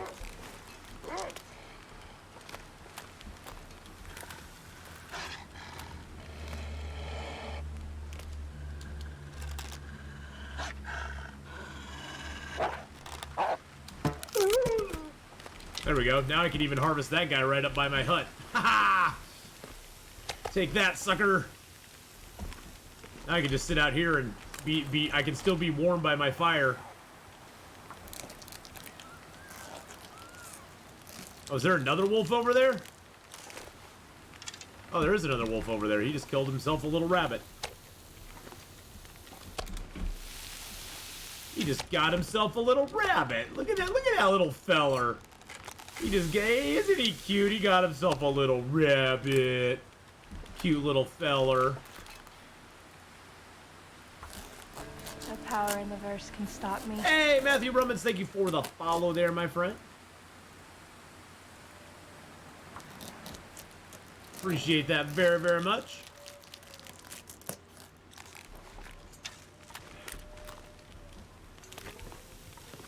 We got 11 minutes on that still. We'll drop those. We'll go get one more piece of medio.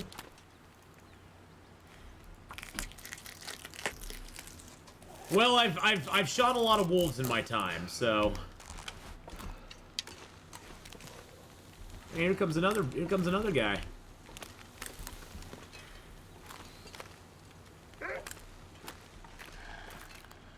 Wonder if he'll bounce off that wolf or not.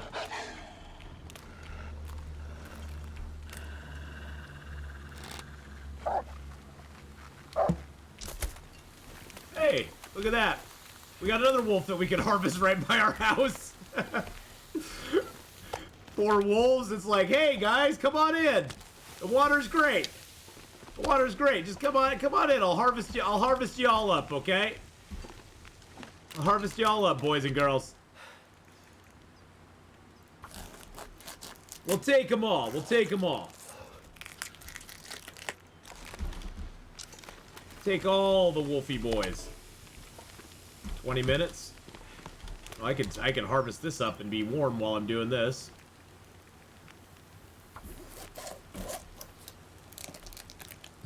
Wolf starts following me and I'm like, so you have chosen death.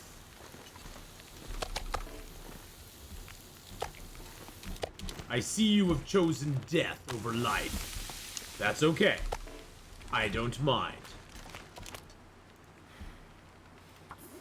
Something's making me feel tired. Shh. Shh. I'm not tired. Oh, 9 minutes. I can get the gut, one gut from this guy. All right, Cryogen, have a great dinner, my friend. Thank you for coming by and hanging out with us for a little bit. I appreciate it very, very much.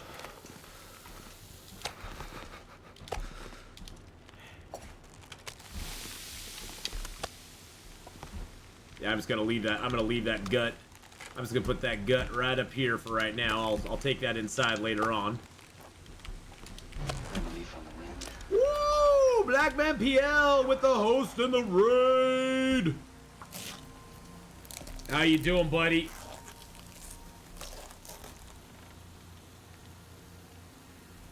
Give Blackman PL a shout out there. Give him some loves. Thank you so much for the host and the raid, my friend. I appreciate that. We're stocking up on meats.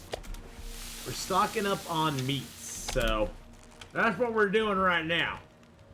We're just trying to get a little bit of our meat production going down. Still have 3 hours on that fire. And you get one more gut from this guy.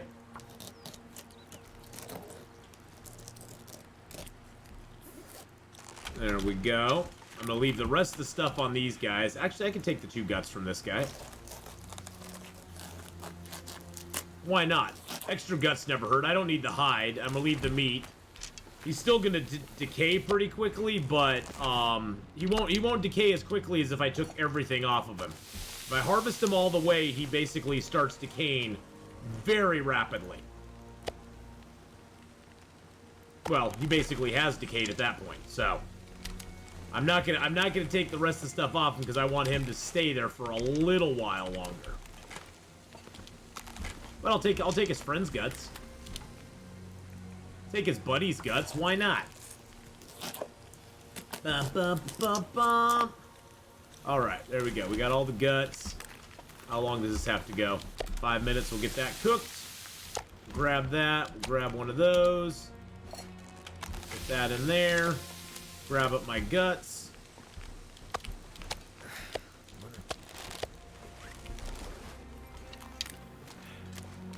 When you play, what scenarios do you quarter an animal versus butchering one on the spot?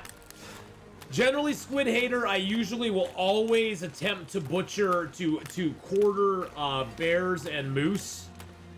Because honestly, bears and moose, the main thing you want to get off of them, and the most important thing to get off of them, is their hide. And their hide will generally take you a half hour to 40 minutes just to get the hide anyway. The guts will take you a couple of hours anyway. And so, by quartering them, it gives you the option of running away and coming back later to get the hide and the guts, or to get the meat, and you've already got the hide and guts. And so then you can drag the bags back with you to wherever you want to go. Oh, we still have a cheery little fire going here. What do you know? Dark out here. Time to look for shelter. What do you know? We still got a little cheery fire back here.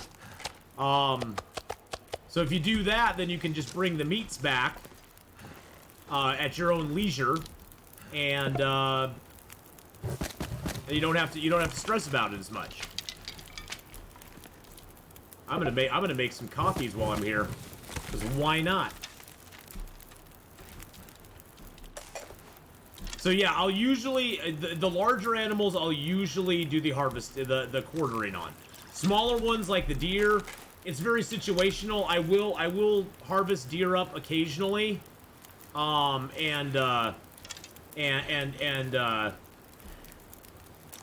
do their, let them kind of, I'll sometimes harvest them piece by piece, like that deer there, just because I really couldn't build a fire out by them, and there was no point because I had a guaranteed fire inside the hut. But sometimes I'll quarter the deer as well, like especially early in the game, quartering the deer and then taking his meat into a cave or something is very helpful. With all the clothes on, will you still freeze in that hut? Oh yeah, because it's negative. Right now it's negative 43 out. There's never a moment that you won't freeze in the long dark. Especially in Interloper. Late game especially, it doesn't matter how many good clothes you have, there may be a small window of time at the very tail end of the day.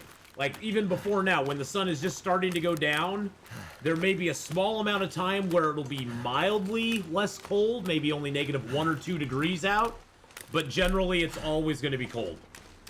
Unless you're inside of a cave, the back of a cave, or a structure. So...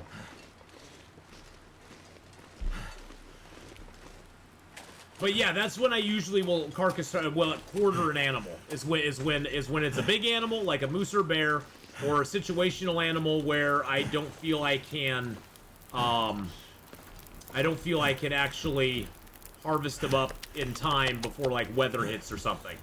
Too heavy.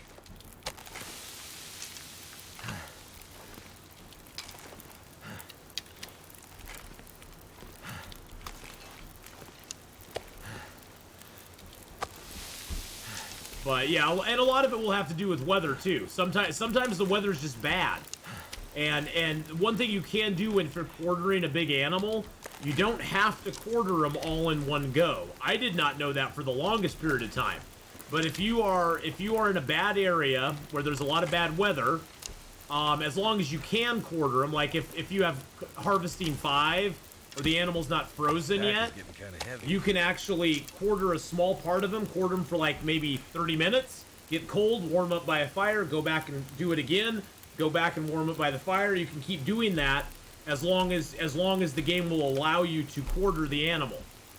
So as long as the game will allow you to do it, you can keep going back and forth and quarter them over and over again, and you can quarter him over and over again, and you can eventually get to a point where he's all the way done. But you don't have to do it all at once, so. Yes, you can thaw animals by putting a campfire next to them. Now, once you get to Carcass Harvesting 5, With every level of carcass harvesting you get, it gives you a greater ability to harvest a frozen animal. So once you get to carcass harvesting 5, you can actually harvest a 100% frozen animal. It does not have to be. It does not have to be.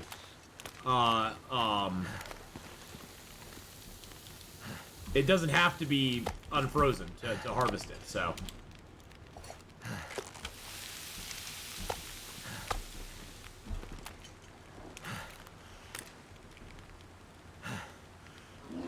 Hello, Mr. Bear.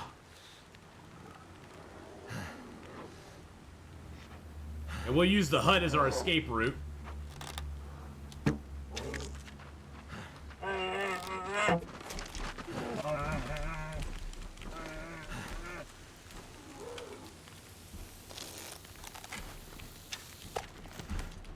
I'd lay down right here if I thought I'd ever wake up again.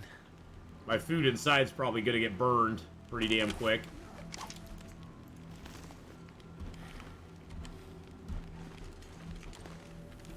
I don't know if that bear went off and died somewhere or not. Got 2 of my arrows in him, though. I'm gonna have to leave something behind.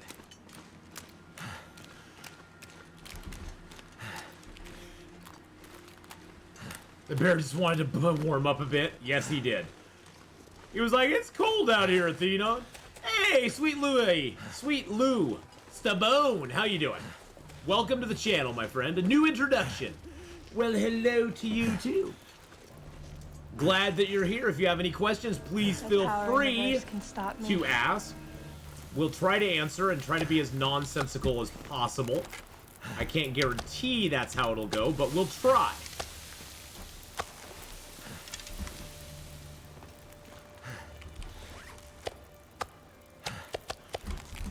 Yeah, I did look at my kill counter before I passed time there, so I got 6 bears down. I guess when we sleep tonight, we'll see if we get the next bear, too. Okay, those will take 45 minutes. Then I got that. I got a few more pieces of meat here. I got, what? 1, 2, 3 more pieces of meat, but I need to make some water, too. So I think what I'm going to do is I'm going to let that meat cook. Throw a couple cedars on there to keep the fire going. There we go. I'm gonna sleep for an hour.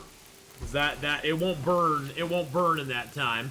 No, actually, Blackman PL, we just got the Timberwolf Mountain. We're actually gonna go to Ash Canyon before we summit. We're actually gonna go to Ash Canyon before we summit. So, because I want to get the technical backpack and all the accoutrements before we do that. So, yeah, the backpack. Backpack and the crampons, my friend. So we can go cramp on, cramp off, cramp on, cramp off. The crampers.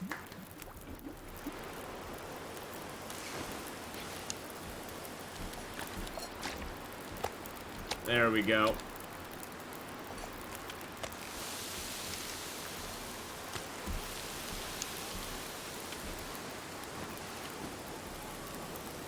How cool. You know, we've thought about that before, Federin, and it would be kind of interesting. Oh, my fire went out. At least the meat's cooked. I got 1 piece of uncooked meat, but that's okay. Let's take that outside. Take that outside. We'll put that down there. We'll drop one of those pieces of meat. This gear. We have such good clothing that will never be cold in here, even in a blizzard. This place sort of acts like a... If you think of the Mountaineer's hut as an outdoor cave, think of it as that. Don't think of it as a normal structure, because it still does get very cold in here. The air temperature is very cold in here, but we have such good clothing right now. We're getting a 25-degree warmth bonus, so we are in pretty decent shape. Really.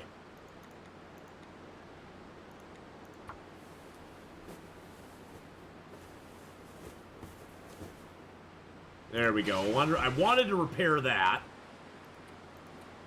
That I'm just going to harvest.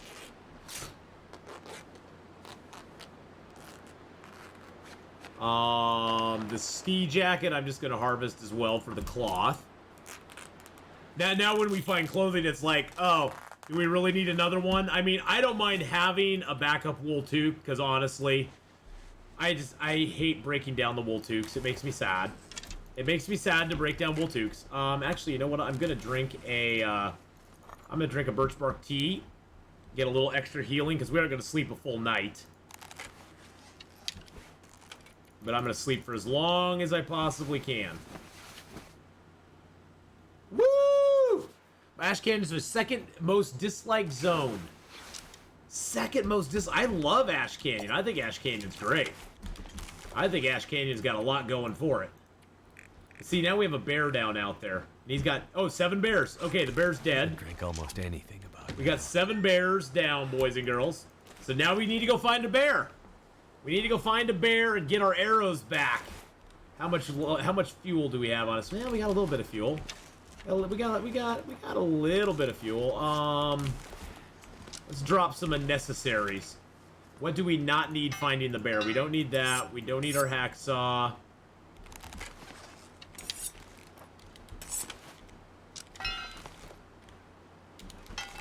We don't need our storm lantern. Don't need our storm lantern. Equip that bow.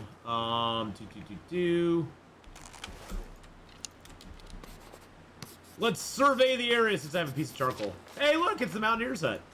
And eat that cattail. Ash is really cool for the verticality of it, yeah. I like the verticality in Ash Canyon too. I'm gonna leave this hat here.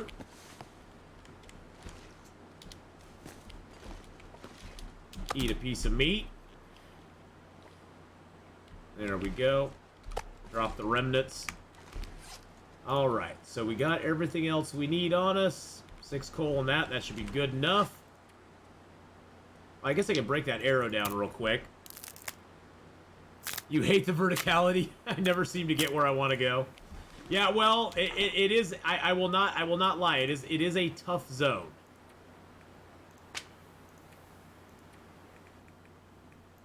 It is a tough little zone for sure.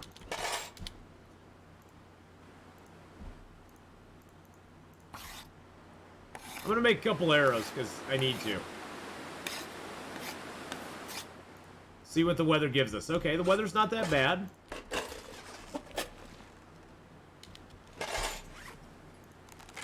Whip our crappy bow. Throw our crappy fishing gear in here. A couple torches in there too. Alright. Eat our little piece of meat we got. Yum, yum, yum, yum, yum. Drink down some more water, and then off we go. To find Mr. Bear. Mr. Bear, where are you? Oh, he just died right over there. Well, that was kind of nice of him. There's a wolf over there, too.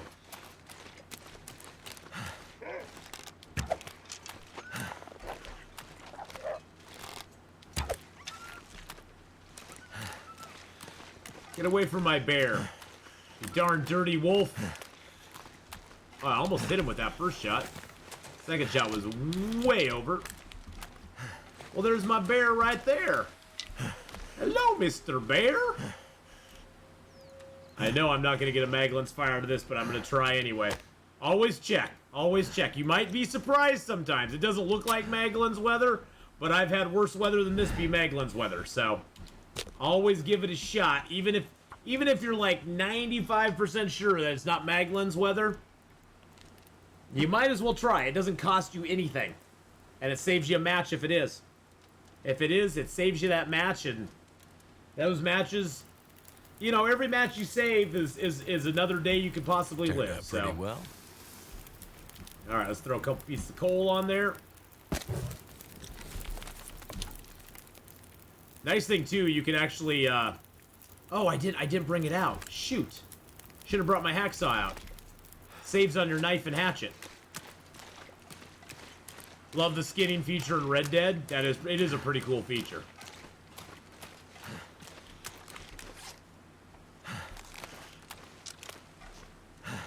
Shh, Beastie, don't be so negative. Don't be so negative. It's gonna be fine. It's gonna be fine. It's late evening. What's the worst that could possibly happen? You can't actually quarter an animal with a hacksaw now. It's a new thing. It's a new feature in the game. It used to be you could only use knife or hatchet. But you used to be able to quarter them, but you can now quarter them with a hacksaw, which is an amazing thing. You just tell the way the wind's slowly picking up. Well, that's why we're going to quarter this guy. In fact, what we might do here, since we have a little bit of time...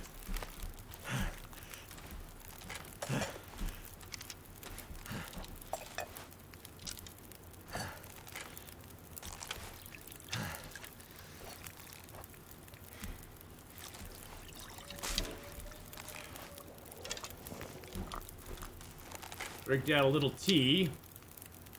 There we go. Now when you are gonna quarter an animal, you always want to put 4 liters of water on, because it'll get done just about the same time you're done.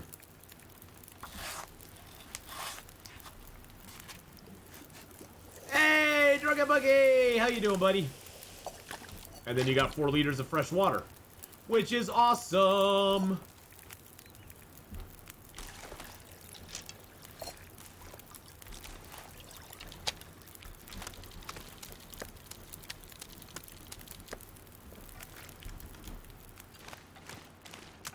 I actually love the disclaimer at the beginning of the game that it's not a substitute for survival training.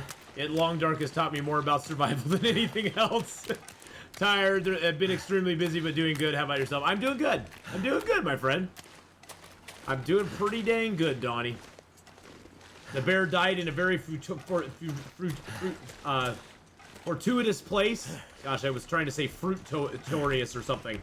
He died in a good spot for us, so...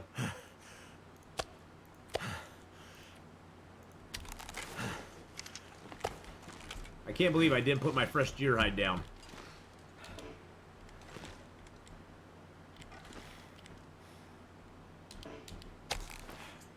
Put my bear hide down. Boop.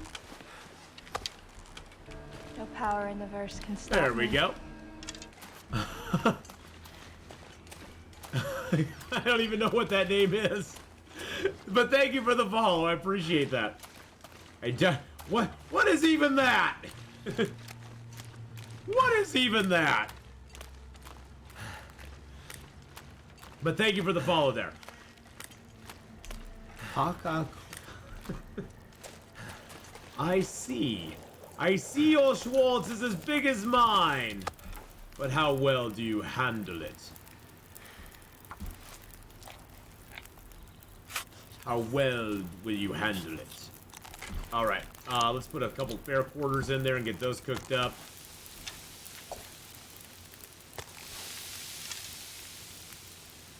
An hour and 4 on the fire still. Wow, it's basically 5 kilos per quarter that we got off them. That's pretty sexy. That's pretty dang sexy. Dusk, so night can't be far behind. And there comes the blizzard, my friends. There's the blizzard you're talking about. Nice thing is, we now have the meats. And they're just sitting out there, so all we gotta do is run back and forth. Hey, you know, we got 2 meats cooked before it happened. We'll get back over here. We can run out, grab bags, bring them back. Here. I'm at level 5 cooking right now. I have level 5 cooking. I'll show you all my stats when we get back inside.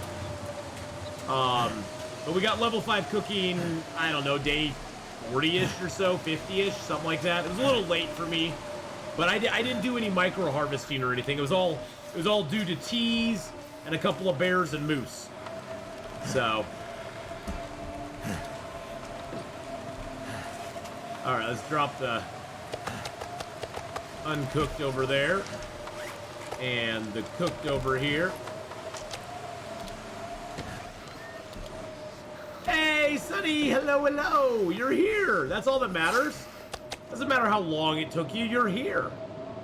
And that is all that matters in this world. We're glad to have you here, Sonny. Hello there. Hello there. Alright, so see, even in this weather, it's negative 15 in here, but man, feels like it's positive 10, baby! Alright, so, wow. Well now. Well. Our bow's getting down, but we do have a 96% bow to back that up, so that's good.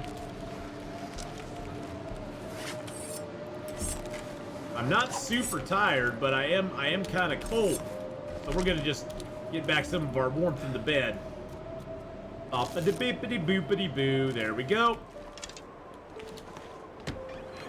Yeah, storm's still kind of going on. Not as bad as it was, but still pretty snowy out here. At least we can see. Oh, I was gonna go over my stats. I'll just do that real quick. So I've got carcass harvesting 5, cooking 5, fire starting's halfway through 3, ice fishing at 2, archery's at 5, mending is at 3. We are on day 83. 83 right now, and I have the moose hide coat over the bearskin coat. I have rabbit skin hat and gloves, deerskin boots and pants. We did find a pair of wool socks, but we have our combat pants under our deerskin because they're the same warmth. We got our ear wraps and our moosey hide satchel as well. So we're doing pretty darn good. We're heading to Ash Canyon right now to go and get ourselves some, get the technical backpack. So that's what we're going for. There's no wolf. I scanned the area. There's no wolf out here. Go. What are you trying to pull on me there, Fulgario? I had already scanned the area, sir. The area was clear. It was clear. Clear. This image makes me remember when I tried to do this, get to the summit, did a mission, abort due to a blizzard, and upon walking back walked right past the mountaineers. That me and this bear is Mountain Town having a beef curly. See, I love Mountain Town. So many people hate on Mountain Town because of all the wolves. I love Mountain Town. There's houses you can jump in and out of. There's lots of things to do in Mountain Town. You can get a stim in Mountain Town, of course, up by the plane crash. There's only the one bear, one moose. You'll either find the moose in the Milton Basin or up by the trailer that has the workbench in it. We need to find some place to escape. Mountain Town is a little small, but if you include the Milton Basin, see, that's the thing too, is Mountain Town itself is pretty small, but if you include the Milton Basin and that area that transitions over to Mystery Lake, it's actually a pretty big area. It's just you have to do some rope climbing to do stuff. I love the Milton Basin. The Milton Basin is mwah, chef's kiss.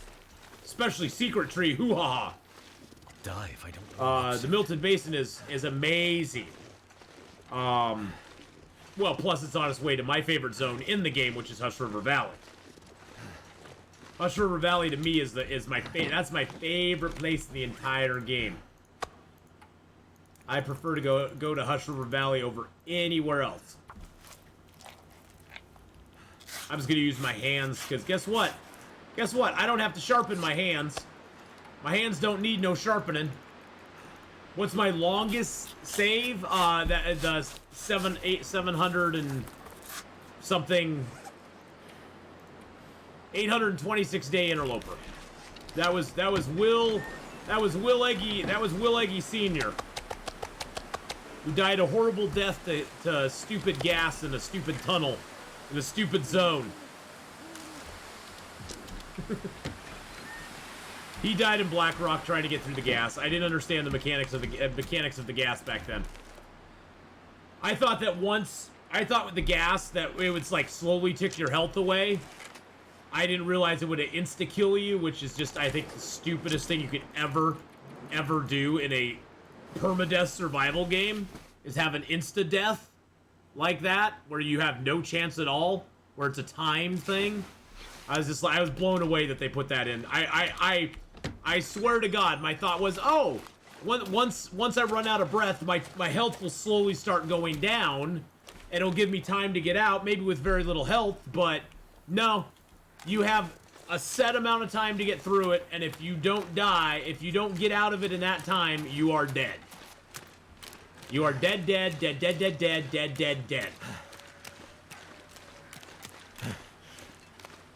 And I was like, wow, that's a bad mechanic to have in a permadeath survival game. That really sucks. Oh, there's another arrow out on the ice. Oh, that must have been the broken arrow I shot at the bear. Don't make me kill you, Mr. Wolf. No!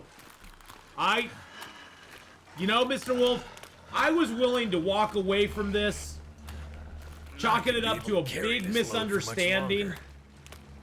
I was willing to chalk it up to a big misunderstanding. I was willing to let you just walk away, keep doing your little wolfy thing over there, be all happy, but no. You had to follow me around and be like, Atheenon, I want a bite of you. Even though I didn't want a bite of you.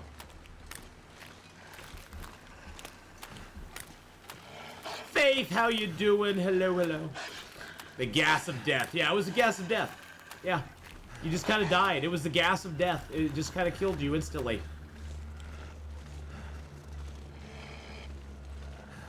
Yeah, I thought they would have changed the mechanic for the survival version of the game. Because, yeah, you know, we have this little thing called a health bar. I can understand it ticking the health bar pretty quick. But it should at least allow you to maybe give yourself a stim.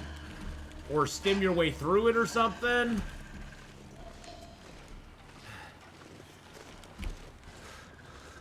I wonder if he still follows you into the Mountaineer's hut.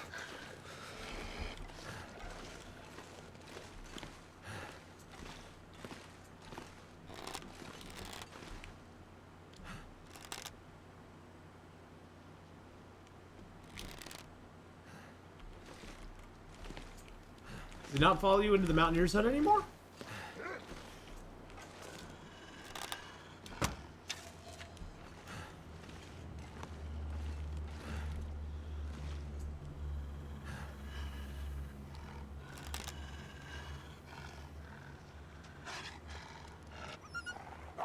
Nope, he doesn't.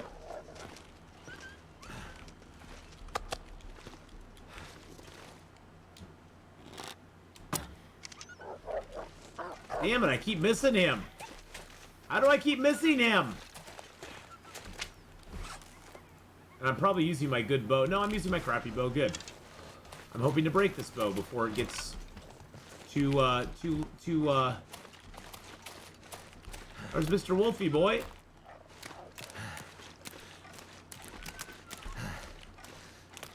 Well, that guy ran away.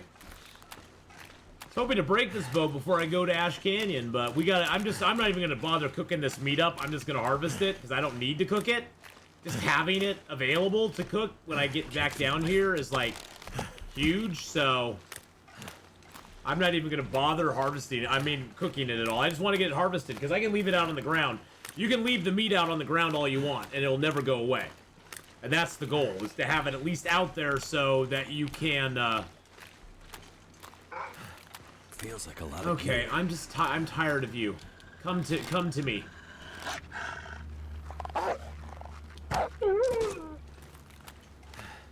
That's what you get. That's what you get, son. Now that one I'm just gonna leave alone. That guy I'm just gonna leave alone. I'm not even gonna touch him. That way he'll take him a long time to despawn, take him a long time to respawn. Of course, we're probably gonna leave here before that even makes a difference, but that's okay. for a bit. Was stuck on playing Empyrean Galactic Survival for the past few months, till yesterday. One too many glitches, so I think it's back to No Man's Sky for a while, and some randoms. Nice.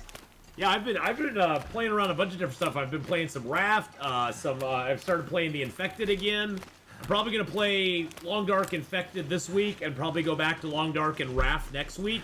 I've been having a blast playing Infected. The Infected came out with a huge patch. It's only available in the beta, though. You gotta go into the preferences and switch to the beta setting to get the new stuff, but it's really good. It's really good. They have like a little mini boss Bambi. So it's kind of cool. It's kind of cool. I like it. I like it a lot. Well, I guess you don't have to worry about them. For a while, the wolves would actually come inside. They'd actually come inside the cabin. But now they don't do that anymore.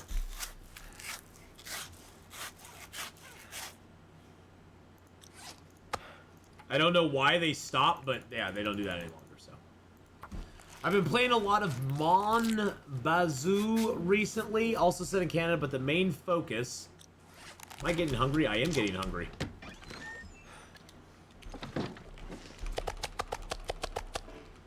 It's set in Canada, but the main focus is modifying your car and making maple syrup. Hey, there are worse things to do in Canada than modify your car and make maple syrup, you know? Too heavy. There's worse things you can do.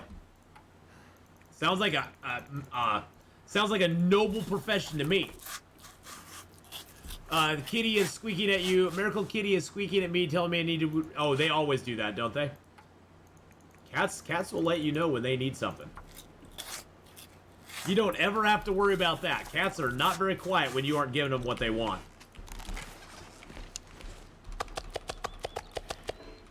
Alright, so we got that taken care of. How much water do I have? I got 4 liters. I'm going to leave a couple liters here.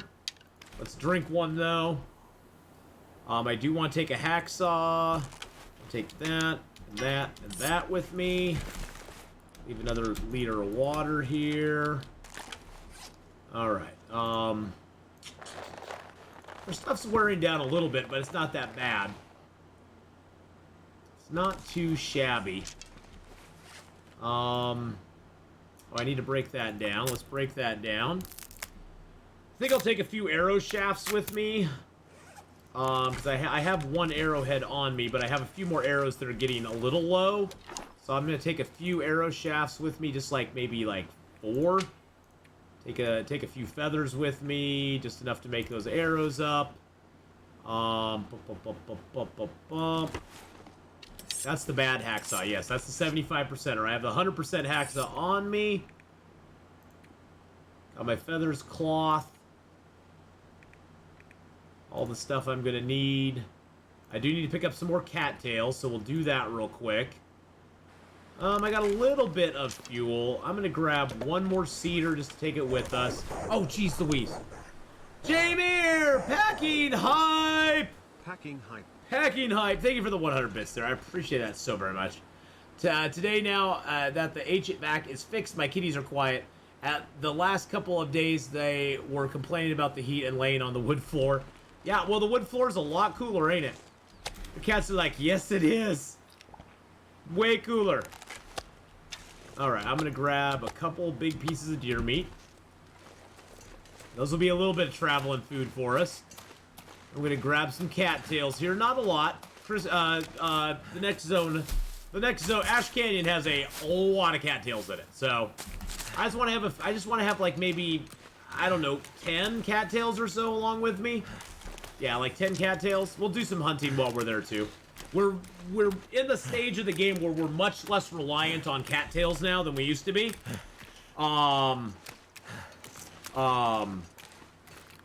So that's good, but it leaves us the advantage of being able to pick them up if we want them. Short, so not upset. But yes, kitties will tell you just what they want.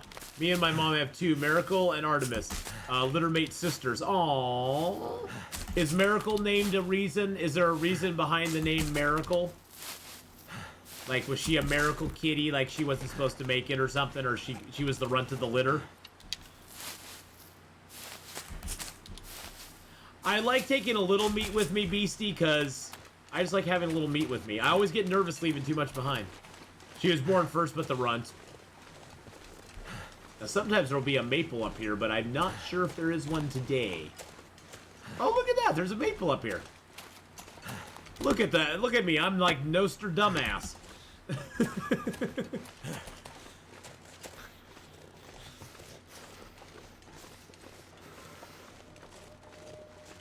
We're going to scale down here and open this crate up, too.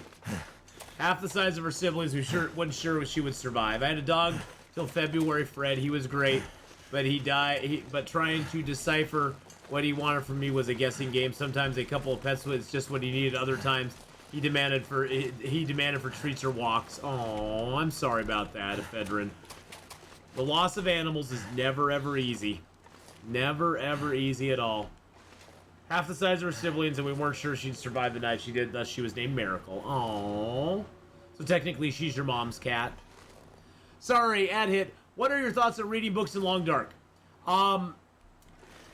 I really encourage, now I'm speaking specifically on Interloper, Sweet Lou. On Interloper, I really recommend reading the archery books and the fishing books. Mending books aren't bad to read, but I don't count them high on the priority list.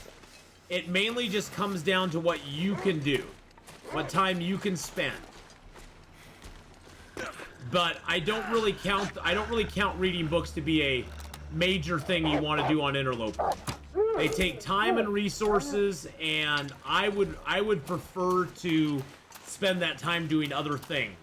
Now, there are instances where reading it comes in handy, like, you know, if there's a bad storm or something and you're indoors, you have plenty of food and water, it's like, yeah, pull out a book and read it.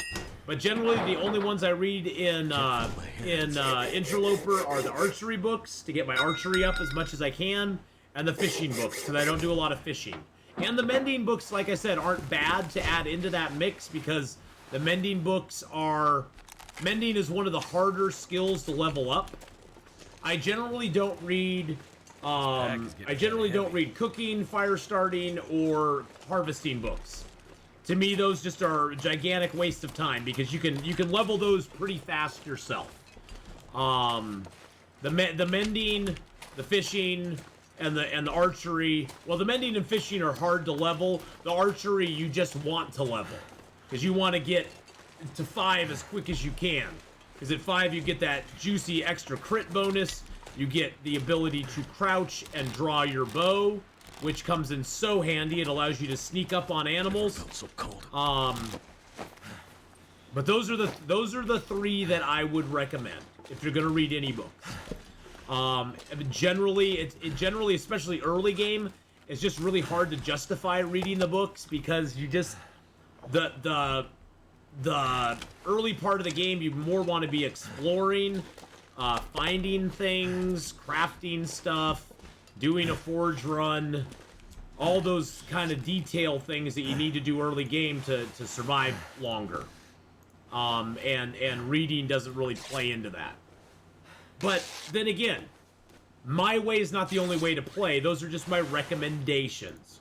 If you enjoy reading the books in the game, and you got lots of food, lots of water, go for it.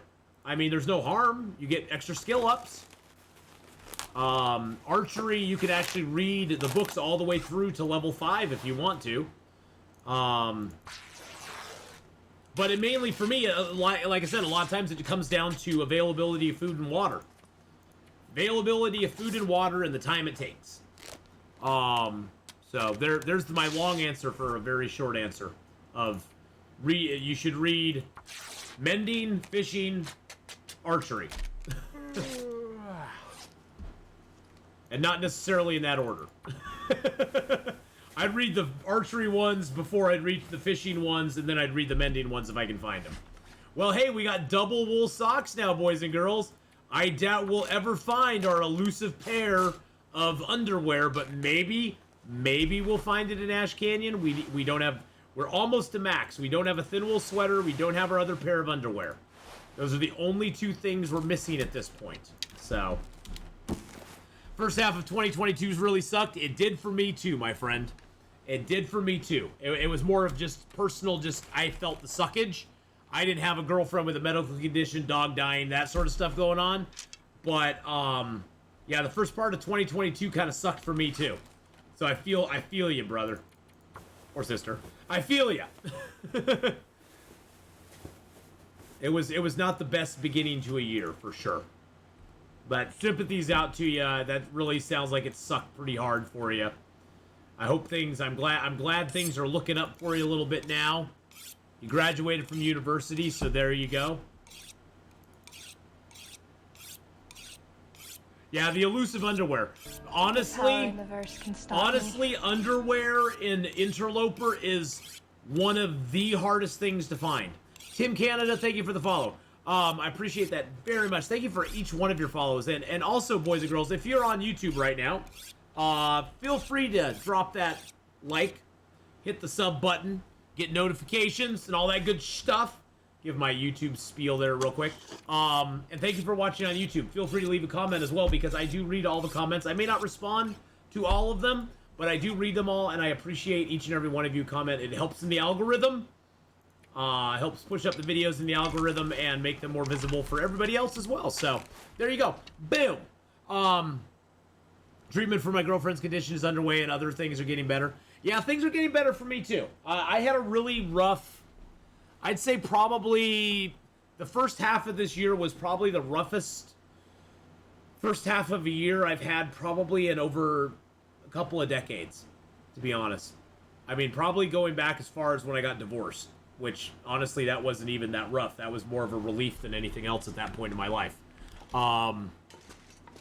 So yeah, it's been a pretty crappy 2022 so far. I'm glad that it's picking up for you. It's picking up for me as well, and I'm feeling better about it.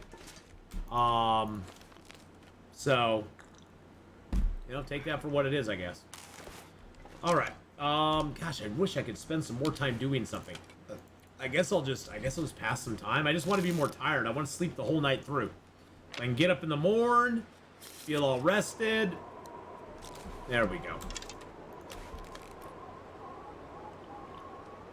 Watched another streamer and he searched the entire world and never found second underwear. Well, the thing I've found, Sweet Lou, is they're out there. The biggest problem is that late in the game, those second underwear will probably be ruined by the time you find them. That's the biggest problem.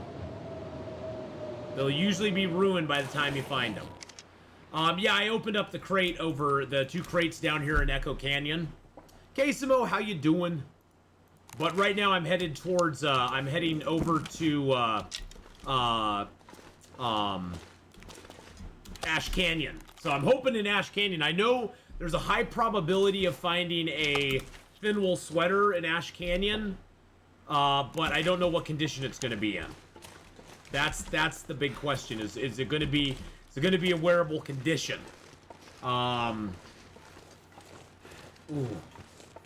Ooh. But yeah, finding that underwear and finding it in good shape is that's always a trick. I mean, it makes 1 degree of difference. And honestly, like I was saying earlier, an Interloper, there's not going to be a day, there's not enough clothing in Interloper to ever make you warm during the day if you're traveling outside. You can max out, I think if you max out like double bear coats, double head wraps, all the best clothing, everything to the max, I think you can get above, just a little above 30 degrees in warmth. But when it's negative 50 out with hardly any wind chill, it's negative 41 is the air temperature, you're still going to be cold. You're still going to be cold. It's just a fact of life. There's not enough clothing in the game, so whether you have that 1 degree or not is not going to make a whole lot of difference. The main thing you want to get is you want to at least get up to 23 to 25 degrees in warmth, because that will keep you safe at the back of any cave during any storm. I have never frozen with that level of warmth on my person in any cave that has a warm area in the back. So once you hit that 23, 25 degree warmth bonus, you're pretty much good for the rest of the game if you're going to utilize caves to sleep in, or the Mountaineer's Hut, or any of those sort of indoor-outdoor areas where a blizzard can really affect the temperature. You'll be fine. And that's mainly what you got to worry about. Not so much walking around outside, because you're never going to be warm outside. There will be some, like I said, there will be some moments in the day, like at the very end of the day, where it'll be a modicum of warmth outside, and you'll maybe have -1, -2 degrees, but that's pretty rare, especially late in the game. Got my second pair early, then got mauled down to 1%, but they ripped walking from Milton transition to Trappers. Should have taken them off. Oh no! Oh no! One confession is when I really felt down, was super tired from work back in March. I started watching, I believe, Ash Canyon Start playlist. Fell asleep during the first part of 1. Woke up, felt like 20 minutes later. I was like, oh nice, just halfway through. Except it was part 3. So you fell asleep for like 8 hours. Because my YouTube videos are not very short. So you just fell asleep for like 8 hours. That works. Ah, Ash Canyon, you beautiful, beautiful, beautiful beast, you.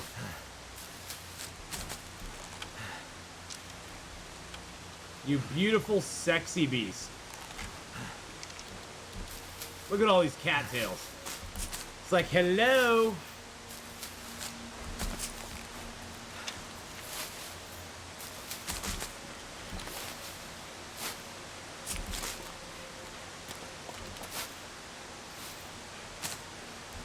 Do they actually call them cattails in Canada? I don't know if they do. I mean, if you Google cattails, it'll pull these up. If you Google cattails, that's what it'll pull up.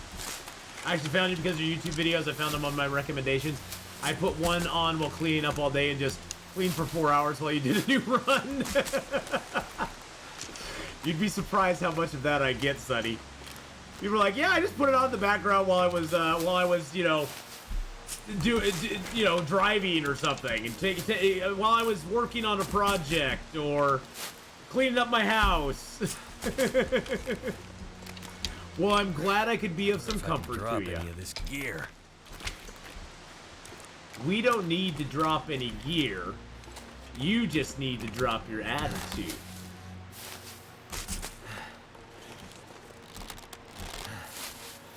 It scratches the ADHD part of my brain. Well, I have a little part of that in my brain as well, so I get that. You gotta be careful of wolves. There's sometimes wolves that are out in this area.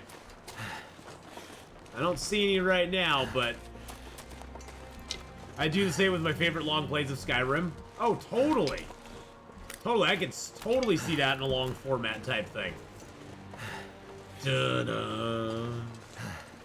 I turned the music down for a little bit just because I turned the music down generally in the game because I can't hear animals and stuff as much with the music going on. So I like to have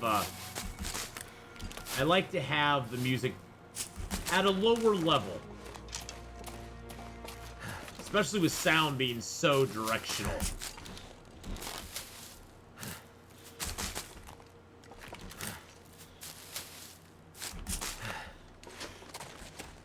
I found you because I want to learn the game, so I put put the Long Dark Interloper into YouTube search, and there I was. Yeah, I've watched multiple parts in one sitting on a second screen while working from home. Well, awesome.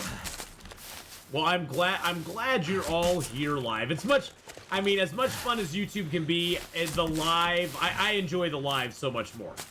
I like watching live stuff on YouTube even. There's quite a few people that I watch that are live on, that stream live on YouTube sometimes.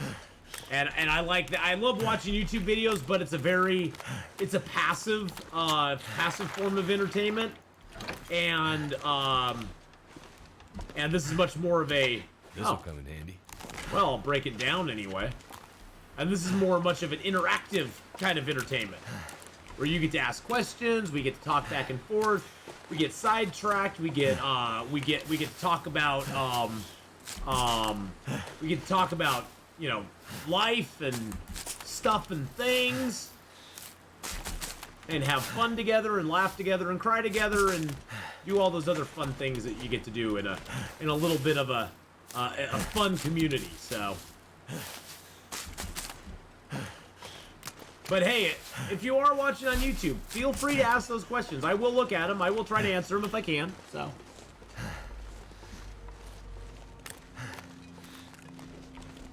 I will try to answer them if I can. Can't do it all the time, but when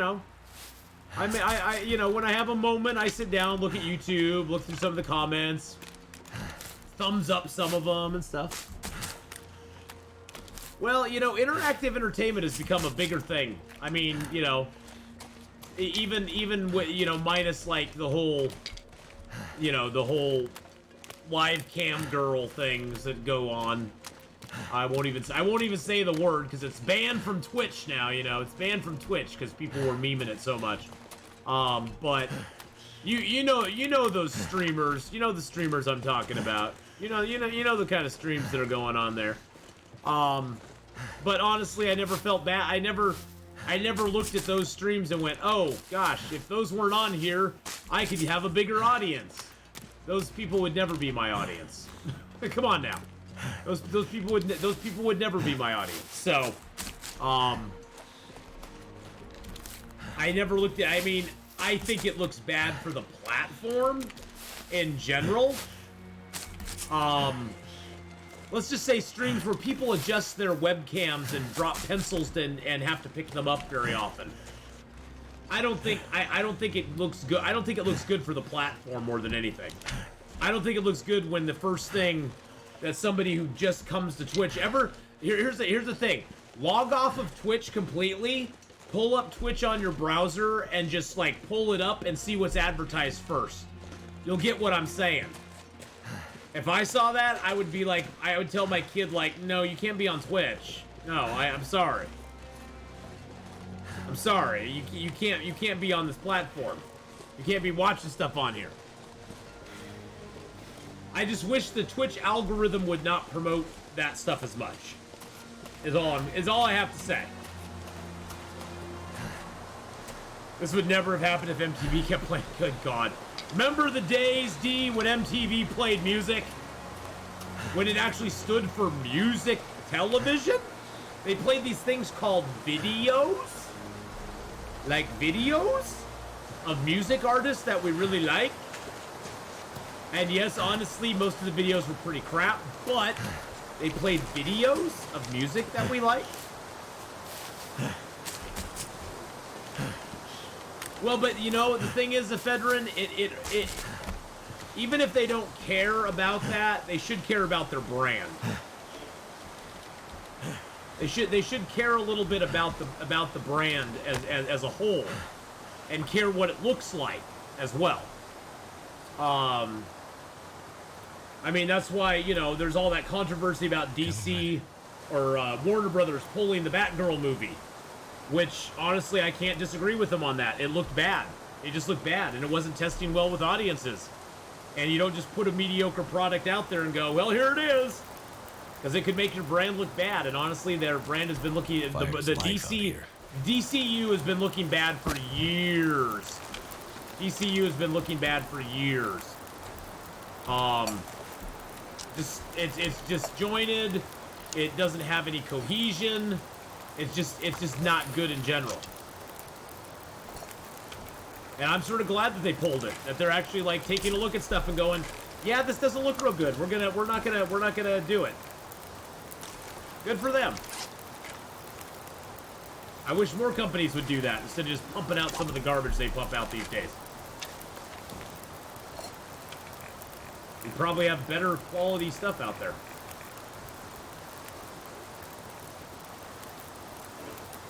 I don't have any water.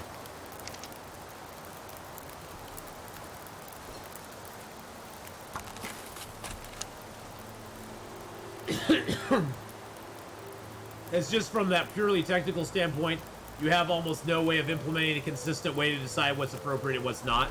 Well, I mean, they've implemented... See, that's the thing, though. They've implemented, like, you know, certain categories for streamers to be in. And I think if they actually, like, held to those categories and said, we aren't going to promote people who are streaming in the hot tub category. If you're streaming in the hot tub category, sorry, we're not going to promote your streams on just our general browser where everybody looks. That's just not going to happen. And you know, and so I think they have the tools in place to do it if they wanted to.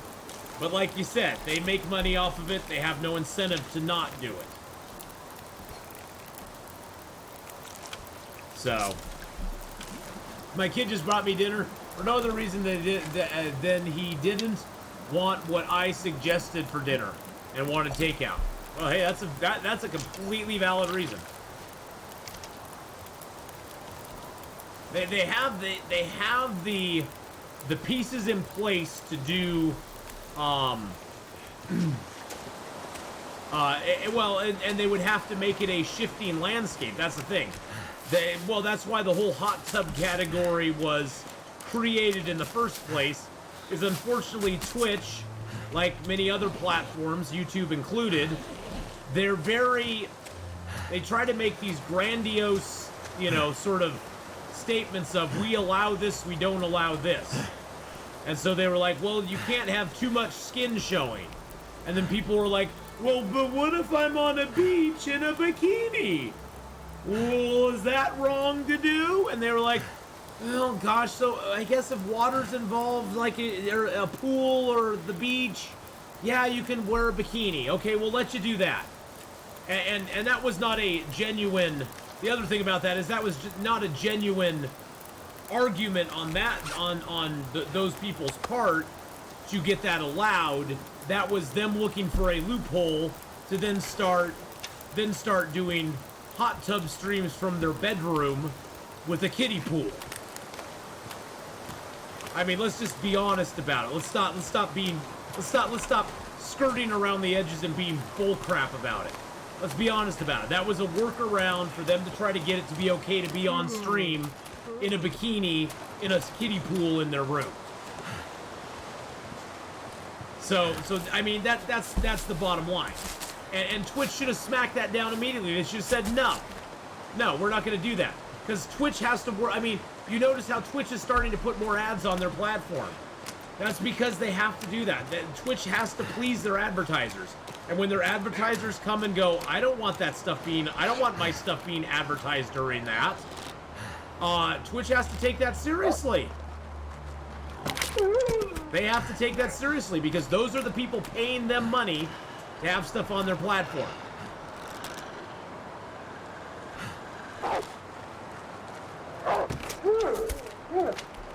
And so, you know, in the end, they got to follow the advertising dollars just like anybody else. And they've probably caused themselves more harm than good by letting certain people who will remain unnamed get away with what they've been getting away with for so long. So no Atheenon bikini hot tub stream coming. No Atheenon bikini hot stream. Now, when I go on my cruise, when I go on my cruise in December, I will be taking pictures on it and putting them up on my Instagram. I know you're expecting me to say OnlyFans, but no, I'll be putting them up on my Instagram. They will not be in a hot tub though. So, they will not be in a hot tub. But see, that's the thing though, is that, but you know, Atheenon, they do care. The advertisers do care. When an advertiser comes upon their ad in the middle of a stream where somebody is riding a hot dog wearing a horse's head, they go, yeah, I don't want my brand being associated with that, which I totally get. And you know what? For the people who are participating in that, good for them. Make all the money you can. I have never ever you know, wanted to dissuade people from making money however they can with that stuff. If they can make good money at it, do it. But there's places for that too. There's this little thing called OnlyFans, which is, you know, what I would dread Twitch ever turning into. And for a while, it looked like Twitch was headed down that path. Cold is making my head feel thick. And luckily, they didn't go down that path. I mean, I remember when Twitch, the majority of stuff you found on Twitch was gaming. And Twitch was a gaming platform. I mean, well, Justin TV was a gaming platform. And then they started doing the just chatting stuff. There was actually penalties. You could actually be unpartnered if you weren't playing a game during your stream. If your stream was just devoid of gameplay, you could be unpartnered. You could be deplatformed. They would take you off the platform if you were doing that. You know, and I understand them having the just chatting area. It's nice to have just chatting. It's nice that they have the just chatting area, because there's times where you just want to chat with your community and say, hey, you know, let's talk about things. You know, let's talk about new games that are coming out and stuff like that. But, you know, so in that sense, I like that they have the just chatting category. But they've had to add more categories in to sort of differentiate between just chatting, which then turned all into ASMR, then they did AMSR, which then turned all into hot tub streams. It's just the de-evolution of the platform, in my opinion, but... So...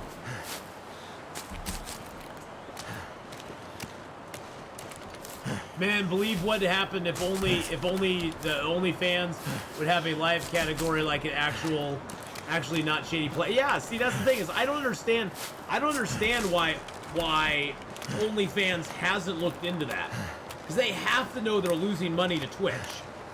You know, they have to know they're losing money to them, through not having a live platform. How hard? I don't know. Maybe it's a hard thing to set up. But you'd think that they would have a lot. There would be a lot of people who would stop streaming on other platforms, and go that direction. You know, if they could. Well, you know, everything's become political nowadays. I mean, you know, you go down to the store and buy a loaf of white bread, and that's a political statement. You know. That's a political statement that you must answer for. Because you bought the white bread instead of the wheat bread. This gear is slowing me down. So there's always matches right here. And sometimes you'll find another box of matches in here too somewhere. I don't see them, but that's the thing. Is like, oh, there it is right there. 2 boxes of matches. But that's the thing is like, you know, that's why I don't talk really politics. I do talk a little pop culture now and then, especially with comic books, because I'm very passionate about that, and you always have to talk your passions. But believe it or not, I'm very passionate politically as well. For me, I'm not a sports fan, but election season for me, November 7th for me, is like the Super Bowl, the World Series, the Stanley Cup, and all the rest, the World Cup, all rolled into one. I love that stuff, but I don't talk about that on my channel because honestly, it's just, it's too charged these days, and I just don't want to get into it, so. Don't want to get into it. Not something to get into on the channel, so. Okay, we're going to break that down. The dark side of OnlyFans. It was the image of a bunch of tall, oscillating fans. Great stuff. Nice. But with the option of spinning up VMs paid for by the minute, you can come up with something that works. Yeah, totally. Totally. You could totally come up with something that would work on OnlyFans for them. But, you know, whatever. They gotta do what they gotta do. Now, this box that I just picked up, the quality tools, is so awesome because it's an hour and a half with hands. It's only 45 minutes with my box, so I can make 4 arrows in that time, where I could only make 2 before. It's a great time saver. Drop that. Put that back up here because I'm gonna leave that here. Boop. Oh, I wanted to break down that lantern too. Oh, that lantern's in good shape. I'm gonna break down my crappy lantern. When you break down a lantern, you get all the oil and you get some metal from it.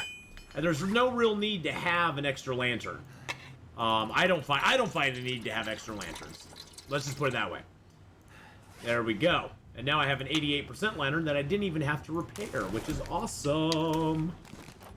Awesome possum. I'm still alive, I think. I got lost in fulfilling a cat's need to play fetch with a sparkly ball. That's crazy. I don't want to be watched sleeping. I don't want to be watched sleeping either. That would be scary. I don't want anybody to watch while I sleep. I drool and stuff. I wake up, I got drool on my pillow. Jeez Louise.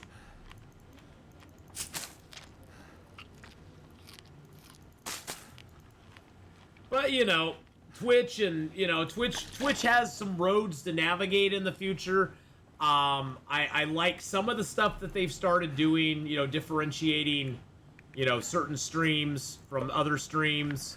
And putting categories out there that people must be in to stream certain things.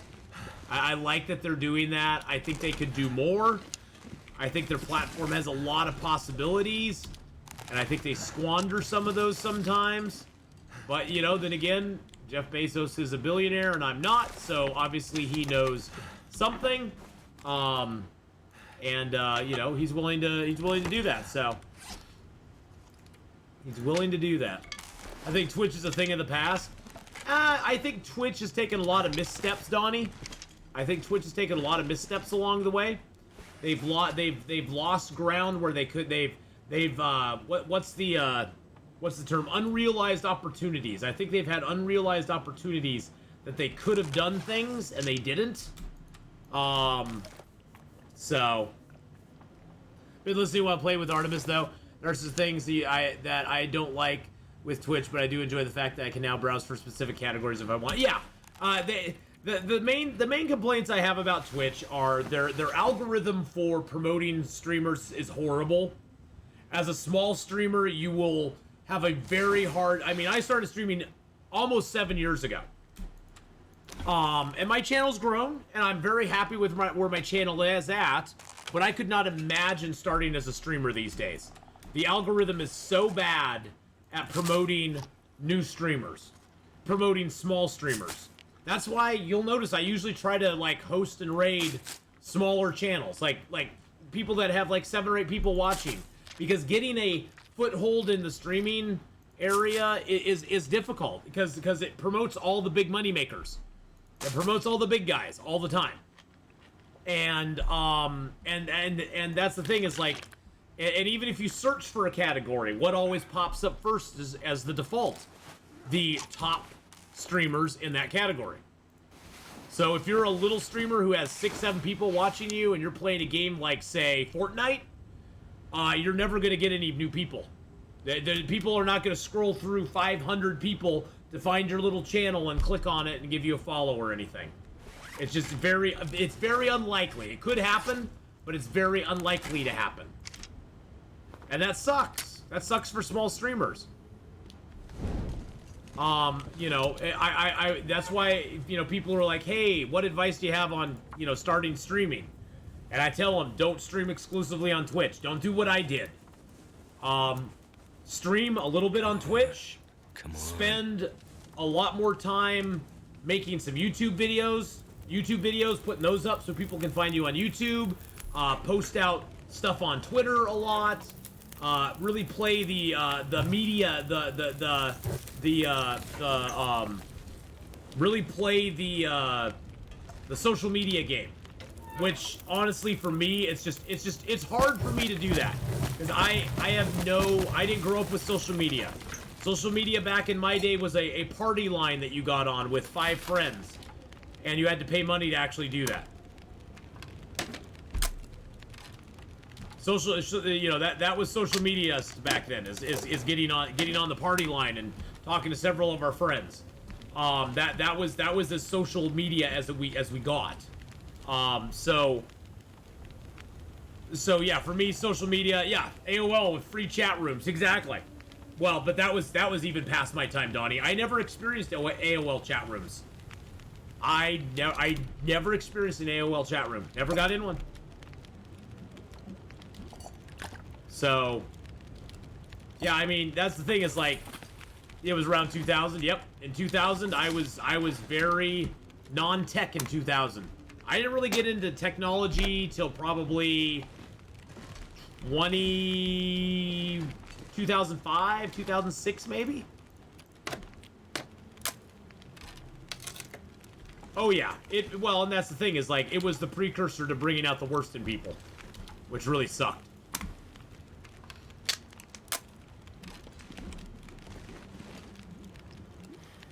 It was really bad back then. A couple years back, I was harshly against all restrictions on devices for kids nowadays with education science degree. I have to say I get it. Don't necessarily support it, but I get it. Educate, don't ban, but understand if people go straight for ban part. Yeah, I wouldn't ban anything. I never let my kids have mobile devices when they were younger. My kids didn't have cell phones, like smartphones. I mean, they had flip phones, so I could get a hold of them if I needed to. But my kids didn't have smartphones till they were in their late teens. I would never give my young child a smartphone or a mobile device. That's just me personally. If you do that, bully for you. You know, it's your kid. You raise him the way you want. But I personally just would never do that to him. I would never, I just would never, I would never personally give him that. I wanted my kid to be a kid as long as they could be. Because honestly, you know, being grown up kind of sucks. Being grown up kind of sucks. And then there's things that you just have to protect your kids from too. Because there's a lot of creeps out there. A lot of creeps. Not everybody, but there's a lot of creeps out there. And I just wanted my kids to be able to be kids as long as they could be. I want my kids to grow up with, you know, not all the distractions and all the weird stuff in the world. Yeah, there's tons of creeps, and it's sad. And I like to try to believe the best in people, and then I'm disappointed, like, every time. And then I'm told, oh yeah, you know, you believe the best in these people, and yeah, they're gonna let you down. So, great! Thanks so much. Thanks so much, world. But you know what? Generally, most of the people are pretty nice. It's a small percentage. That's the thing you always have to remember. It's sort of like I tell people who come to work for us in the store, you know, 98% of your customers are totally awesome. They're pleasant. They're kind. They'll give you the shirt off their back. They'll talk to you. They'll have fun with you. They're perfectly, honestly, just really nice people. And there's that small percentage of people that are your customers that are a total pain in the ass. That's a very small percentage, but they're very loud, very vocal, and very annoying. And those are the ones that are always they're always 98% of your problems. They're the 98% of your problems. It's not the majority. That's for sure. I didn't have a flip phone till God. Until I was almost 30. I was almost 30. But then again, I grew up in the 80s. We didn't have cell phones in the 80s. There was no such thing. There was no such beast for us. We didn't have any options for them, so. Ripper, how you doing, buddy? I grew up in the 80s. It was a simpler time. Simpler time back then. Simpler time back then. Didn't have all that stuff. But yes, you want to educate your kids on technology because they need to know about it. Because they are gonna be introduced to it at some point. Whether you want it or not, they are going to be introduced to technology at some point, and you need to prepare them for that because it is something you have to prepare them for. You don't want them just being set out into it with no idea what's going on, because it's a crazy, crazy world out there. And even more so now than it used to be. Alright, we're going to head up here. See those bridges there? Going to head up here. We got to make our way around through the cave, into the bear, up to that spot, back over to that spot. We got all sorts of good things to do. I got a lot of leather on me, don't I? Got lots of leather. Cell phones killed payphones. Oh, yeah. We would have to stop. We'd have to stop. If we were going to be out late, Thorocram, we had to stop at a payphone and call my mom and let her know we were going to be late. My mom was like, if you're going to be late, if you're not going to get home on time, you better stop at a payphone and call me, or I'm calling the cops and sending them out after you to find you.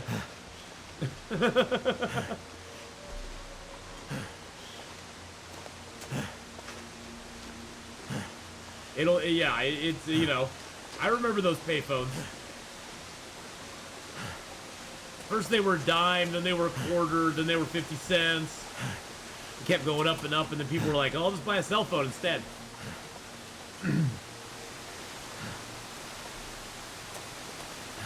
I mean, it is awesome what technology has given us. I mean, the breadth and depth of information at our fingertips. The amount of entertainment that we have at our fingertips is pretty amazing as well. The people that we find throughout the world, I mean, literally throughout the world, through even like Twitch or YouTube, is crazy. Just, it blows my mind all the time. but it comes at cost. There's a cost to it. There's a cost to it as well.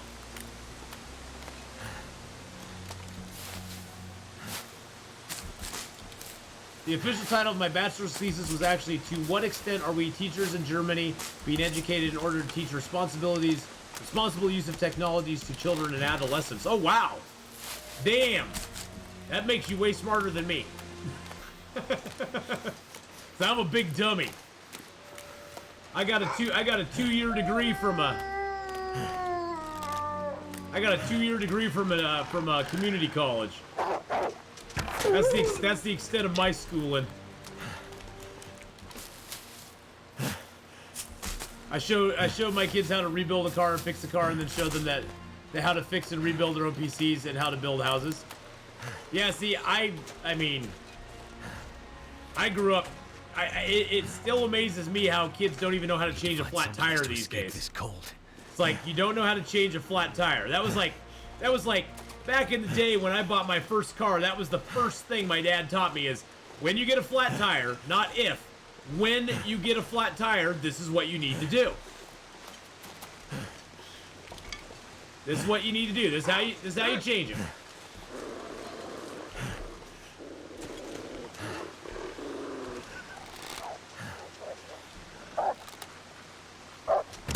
Oh shoot, I didn't see him coming from that side. He came over the other hill. I was looking out ahead of me. Get off me, dang it.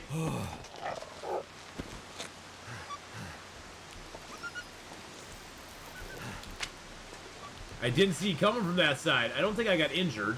Too cold to You think. sprained my ankle. Oh god, did he kill my bedroll? Oh no, he didn't do jack crap to me, really. Oh, that's interesting.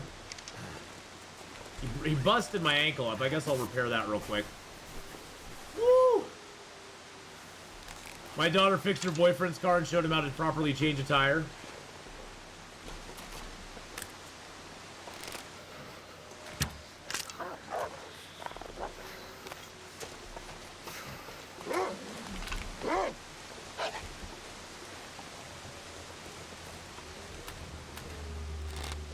I see that guy.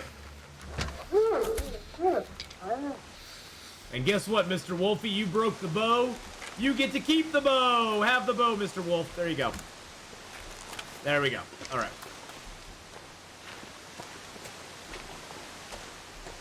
That wolf's still running all around. Jeez Louise.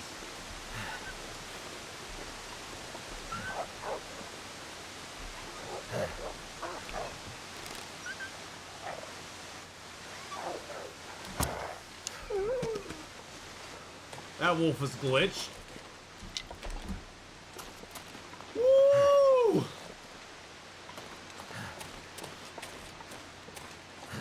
Woo! Meanwhile, I have to help my girlfriend's dad with anything that's more advanced than checking the windshield wiper fluid.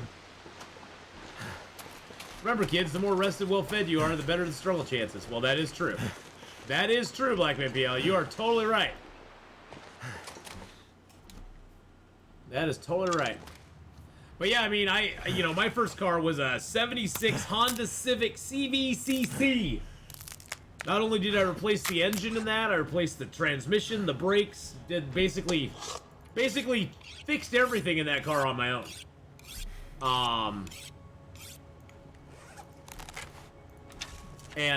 Yeah. That was my baby. That car was my baby. I love that car. It was yellow. It was yellow. It was like sunshine yellow. I love that car. Carry much more. And they don't make cars like that anymore, though. That's the other thing too, is that modern day they don't really make cars like that because you can't do a lot of work on your own cars anymore. I mean, which there's, you know, a lot more technology in them and stuff, but honestly, So cold. I don't want to go down a conspiratorial road, but I think they do it on purpose. They don't want you fixing your own car. Then they can't sell you a new car with all the newfangled stuff inside of it. You know, back in my day, we fixed our cars up till they died. Nowadays, you replace your car every 2 years and you're happy. It's all a conspiracy, I tell you. A conspiracy. They want your money, damn it. First was a 73 Ford. Can't remember the name of it. Big no-nos in Germany are at the time of the history and criticizing the government for what they're doing during COVID or the vaccines. They'll allow, but don't be surprised if nobody reads it or you get harshly criticized for having an opinion. Oh, same thing here in the U.S. Ephedrine. Same thing here in the U.S.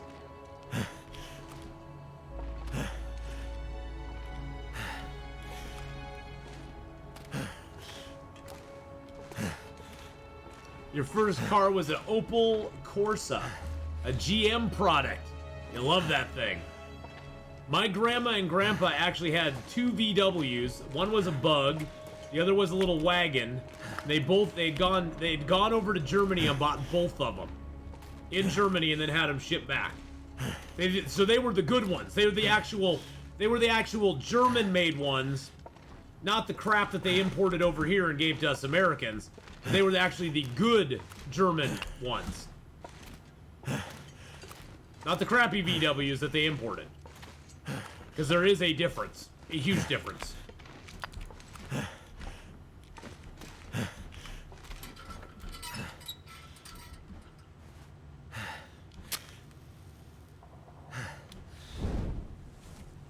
But yeah, they actually had two VWs they went over and loved it. They love the VWs so much. There's a little orange wagon and a white Bug.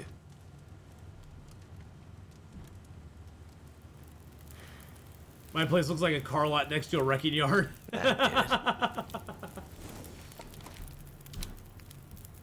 Alright, throw that fur in there, a couple sticks in there.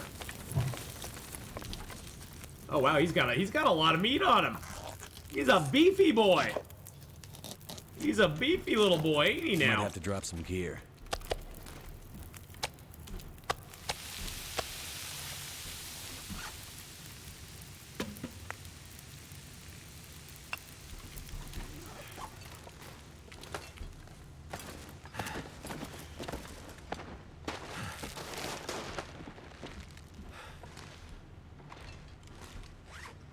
I'll climb up here real quick.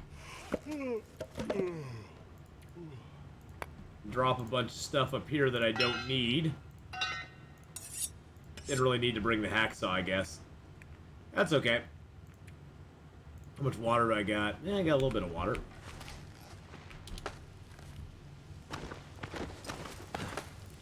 There we go.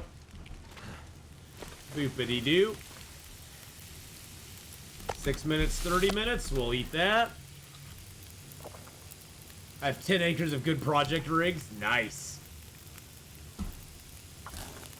You know, working on cars can be very enjoyable. Currently driving a 1998 Opel Vectra, loving it. My dad had one for a really long time, but I got the more rare CC model, only 7,500 registered anymore. Wow. That's not many at all. Wow.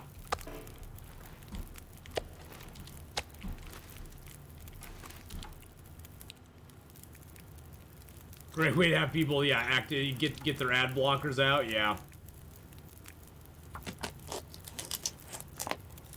I hear ya there. Alright, so I think we still have enough energy to climb. Yes, we do. We got everything we need off of him. Grab a torch.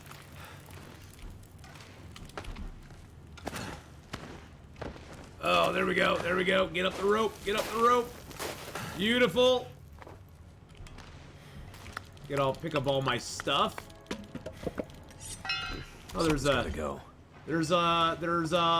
flare there. A blue flare. Right now, I've been building a 68 Chevy with a stroke 454 with a 02 XX 400 R turbo. I have no idea what most of that means because I have not been into cars for like years, and most of my I've forgotten more about cars than I ever knew at this point. But sounds cool. 68 Chevys though, God, those things were beasts. Those things are built out of metal.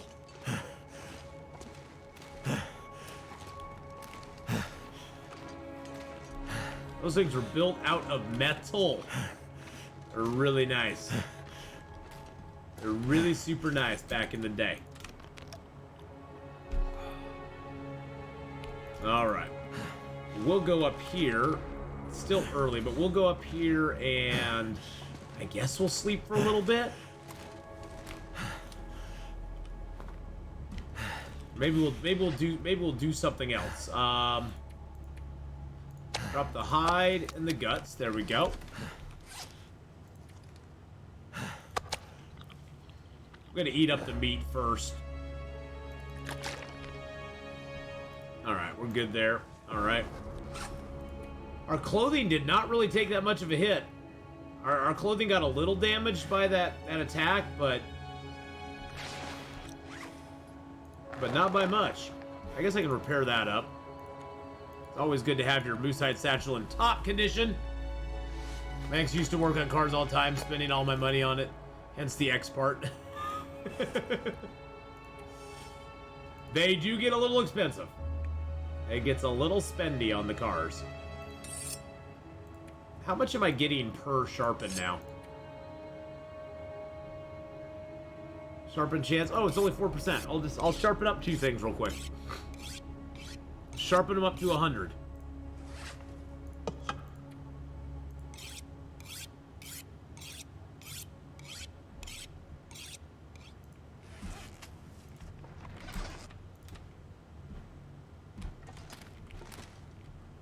Wish I could be more tired.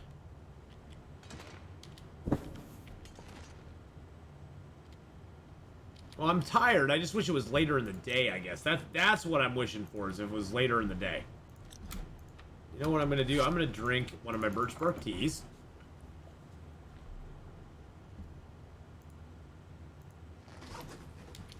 Pass time for 2 hours.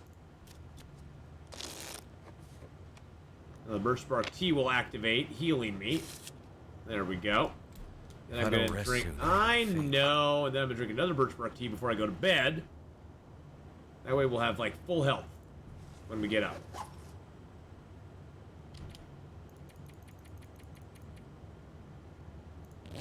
There we go. Good night, Roof. Have a good one. Gonna go watch a movie and pout because I can't play. Oh, don't pout. You got to at least come and hang out with us. So that's good. That's good.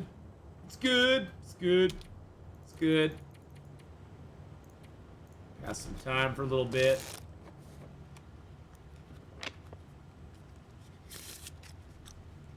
We'll eat the last of our meats.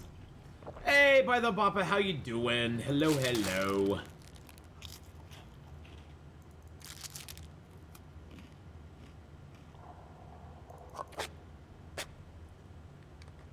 Break open our can of food.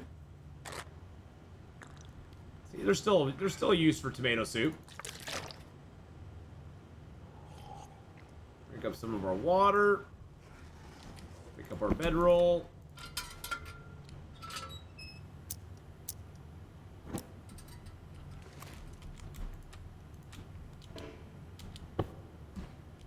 All right. Nope. He's off living his best life, as far as I know. I messaged him a little while ago and said hi, and he messaged back and said things are going good for him and his wife. So, So yeah, that's the last I've heard of him.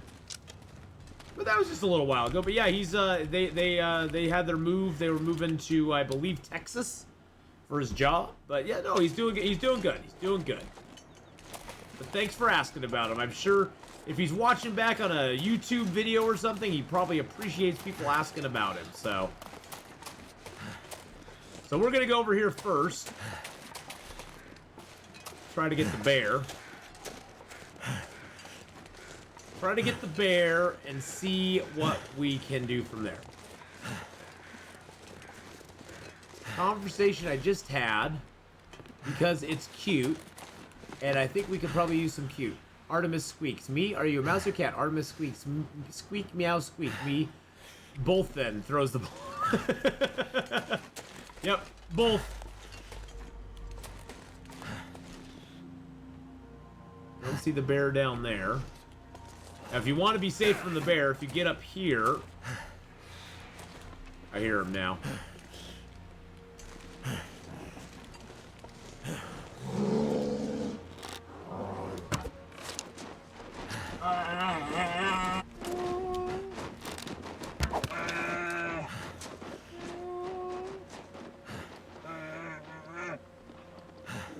He'll come back down.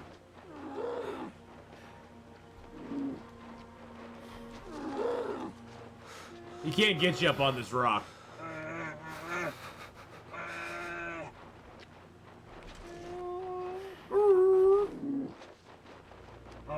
Like, I'm sad.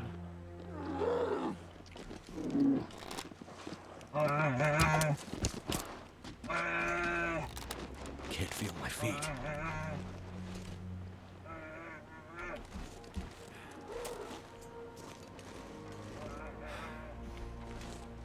I missed with 2 arrows. This is that arrow. Where'd the other arrow go?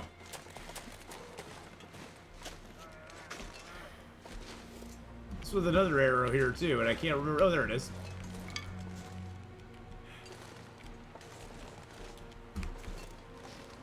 So cold.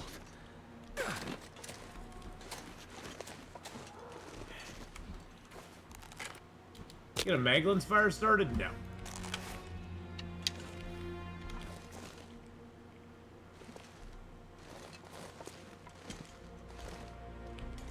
I think we can sneak all the way down here.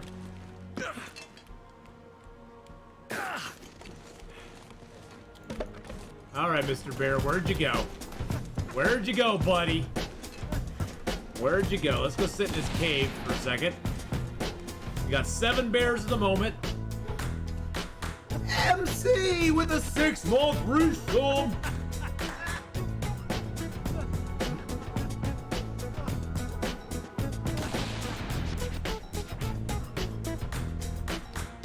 Woo! Let's go! Thank you for the 6-month resub-aroo there. Appreciate that very much. Oh, wait, he's dead already. He's dead already. He's dead, Jim. He's dead. He's dead. He's dead already. Should go after that one bear in Mountain Town soon. Super, super easy bear to kill. All you got to do is go and sit by a car, and then when he runs up, you shoot him, and then you jump in the car, and you're good to go. Where did the bear go? That's the question I'm wondering about, is where did this bear go? He ran all the way around here, he ran down here. Oh, okay, he did go down this way. Can't feel my hands. And so yeah, I like, oh, there he is, right there. Hi, Mr. Bear. Hi, Mr. Bear. How you doing? Wow, that was a good shot too. Look, right in the brain pan. Right in the brain pan. Jeez Louise. Can I get a Maglin's fire started? No, I cannot. Son of a biscuit. You know what? I'm gonna use that blue flare. Those things suck. Woo! Suffering through a volunteer orientation webinar. Figure you can double dip. I will be your double dip, MC. I'll be your double dip for you. Come on. All we had to do was kill the damn bear, Will. Kill the bear. Ew.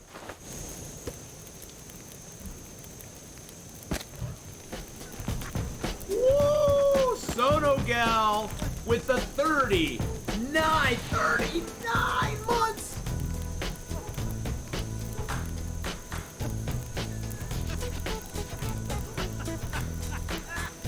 Thank you, Sono Gal, for that 39 month resub. Thank you so much for that. Why are the blue flares bad? They just don't last very long.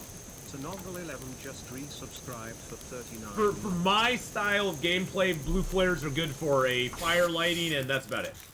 And then I'm done with them. And I'm over them.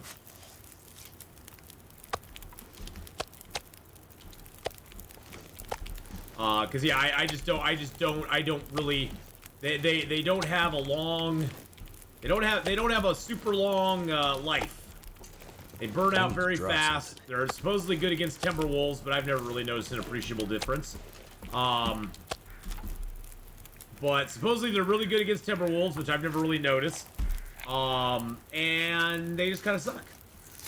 I didn't make any water while I cooked that, while I harvested him up. That makes me sad.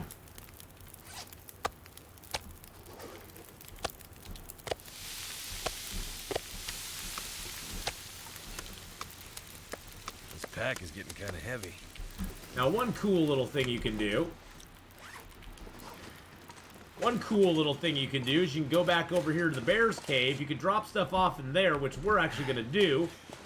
You can also drop it off in the house, but you can actually cure stuff in this bear's cave. This, the center part of the bear's cave actually acts as an indoor cave for some reason or another. I don't know why. What's my favorite dip?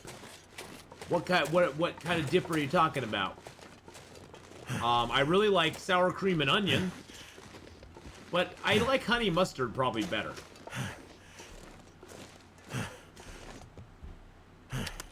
But you can actually drop stuff up here where it gets warm, and it'll actually cure inside here.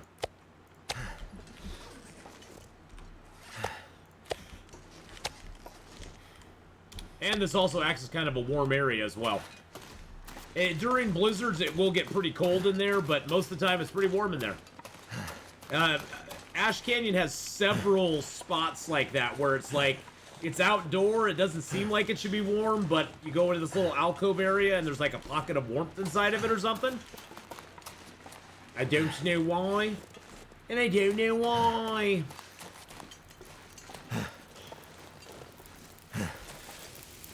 Again, I'm not too worried about having the bear meat as much as just having the hide and the guts, having the bear out of the way.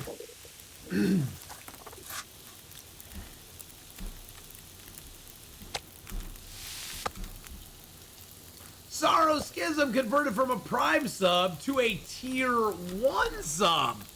Sorrow Schism, thank you so much for that Tier 1. I appreciate that very much, my friend. Too heavy. Super duper nice of you to do that. I appreciate the support. Thank you again.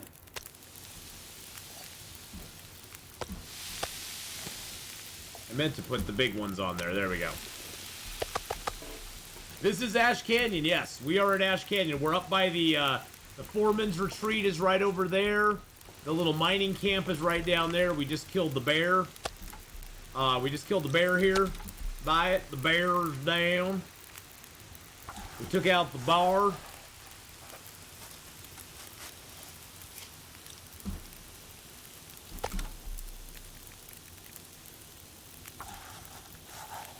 To be a functioning human tomorrow, I have to go to bed.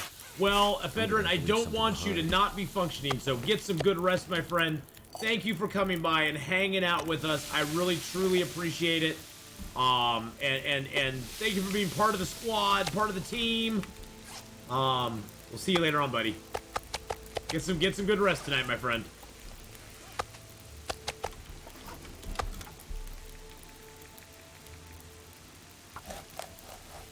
Hey, we've gotten decent weather so far. Now that I've said that, it's probably going to turn crappy on me all of a sudden. It's going to be like, oh, you think you have good weather, Atheenon? Ah, let me tell you Might something. have to drop some gear. Let me tell you something here, son.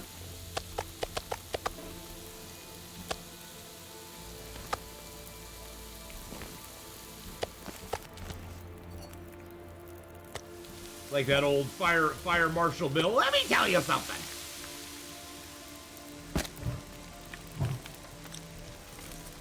You think you got good weather? Let me tell you something. You really don't. You're gonna burn yourself in a fire. Too much stuff to carry.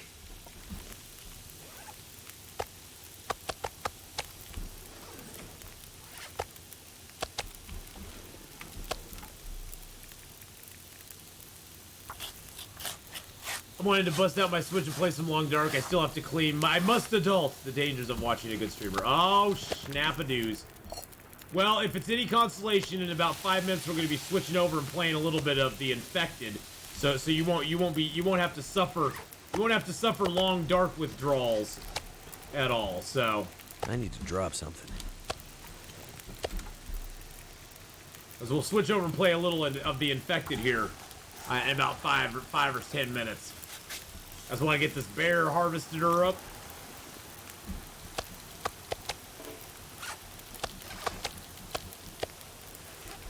I'm not sure I can carry much Oh, more. shush-a-doos, you're fine. We're gonna take some meat back up here to the, back up here to the cave real quick.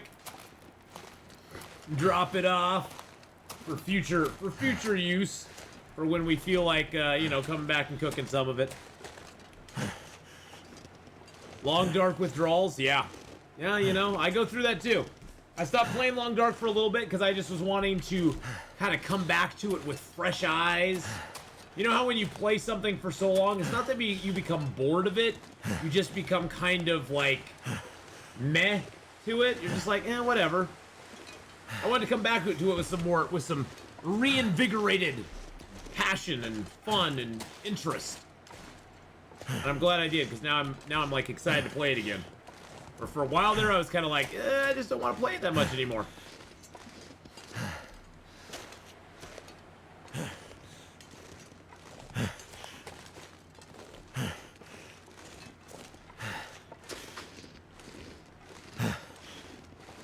See, it's still cold here, but right in here, oh, actually, yeah, see, right in here it gets warm. So, like, you step back out here and it's cold again.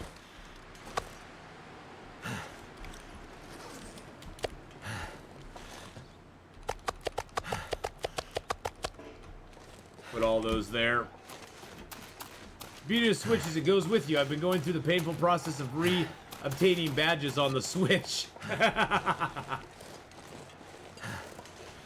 You have the Switch Lite, so it's extra easy to haul around. Yeah, see, I have never been a console gamer. I mean, I was for a brief stint with Halo 2, and that was about it. I liked Halo 1 and Halo 2, but that was about the extent.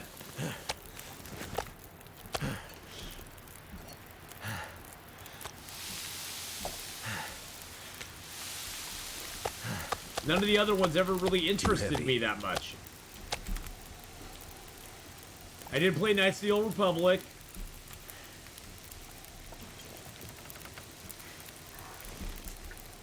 See if we can get a torch to last all the way back up here.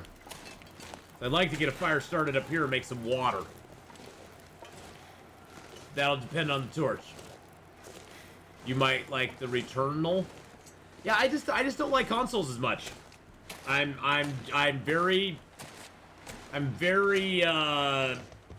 very wedded to PCs at this point, so you go down that path far enough and the PC takes over. I could afford Switch Lite because of the stimulus. I bought everything that I needed and had just enough to get the light and some games. Keep my sanity. Nice!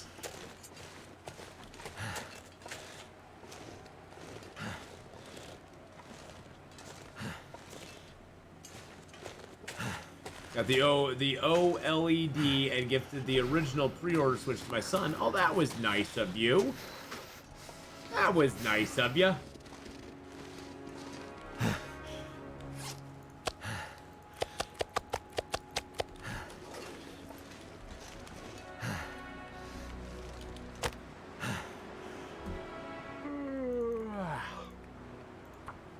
I'm getting tired. Will's getting tired. He's like, Come on. Come on. I got a yawn really big. That's done. All right. Throw a couple pieces of coal on there. There we go. Oh, where's my... Oh, I have my pots down there cooking meat, don't I? Well, that's annoying.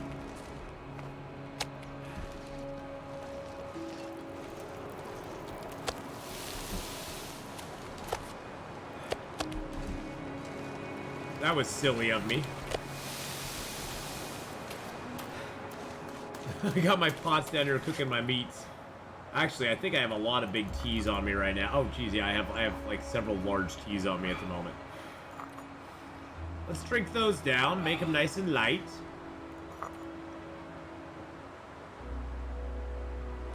Should have probably left some of those behind in Mystery Lake because I don't need them anymore.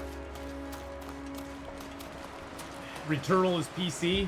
Never heard of Returnal. Actually, no, the name sounds familiar. I just can't think of what it is.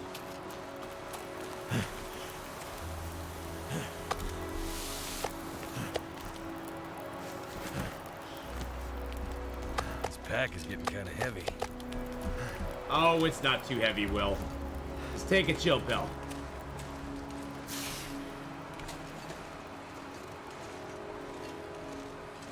The big question I always have is it an isometric view?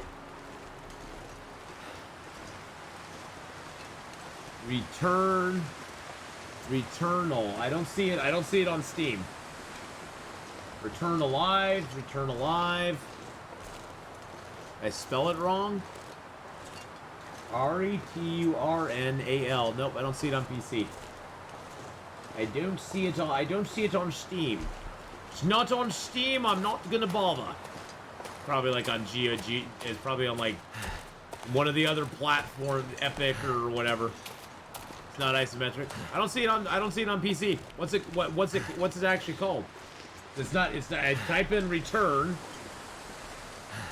Eternal return. Return from Oberdin. Return to Monkey Island. Alice the Madness returns. Return to Castle Wolfenstein. I don't know. I don't see it anywhere there.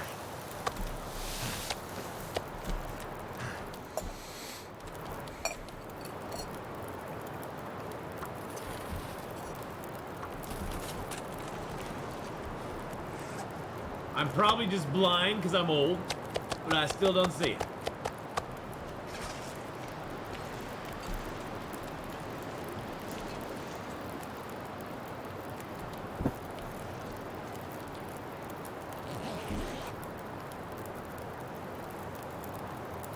And what is Eternal Return? It's free. Eternal Return is free. A multiplayer online survival arena that combines strategy mechanic. Oh no thanks. That looks horrible.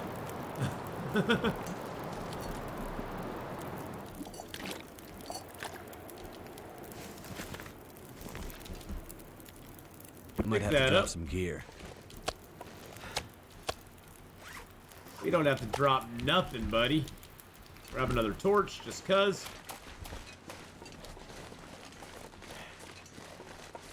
The hitbox on the Switch is very small. Poor guy couldn't stay out of the hospital, so family okayed me buying him something to keep him entertained. To keep me entertained while I'm staying with him. Aww, that's nice. Too many shots that were on target missed. 1 minute you're about to get a rabbit or make bunny nuggets out of it. Next, it's gone because the box is too small. Yeah, I would say Long Dark is probably a little bit easier to play on PC. Oh, it's a PS5. Oh, don't worry about it. Don't worry about it. It's one of them PS5 exclusives. Well, one day they'll have, you know, Horizon Forbidden West come out for PC, and I'll play it then. You know, in 5 or 6 years. See, that's the thing is, I'm patient. I don't really care. I have a backlog of games on Steam right now, a laundry list of stuff that I've never even played. That's 1.5 miles long. That I have enough games right now. If I never bought another game from here to the end of time, I have enough games that I could play every day, 24 hours a day, and still not run out of games until I die. So, you go ahead, PS5, make your stuff exclusive. I know that'll get you some buys on your very expensive, hard to get station, but at the same time, you're not gonna get my money. Not getting my cash, son. But they have to do that too. Otherwise, who would buy their console? If you could buy every PS5 game on a PC and every Xbox game on a PC, Why would you buy the individual consoles just to run those games on it? Why not just buy a PC, have all the better stuff on it, have the flexibility of being able to actually upgrade your systems when you wanted to, and then you could also play all the, play all those games that are out there. A lot of games that are exclusive to PC as well. I understand them having to have exclusives, because otherwise nobody would buy their stuff. Nobody would buy their, nobody would buy their consoles. Hey, another pair of wool socks. Useful. Not really, because I already have pairs of wool socks everywhere.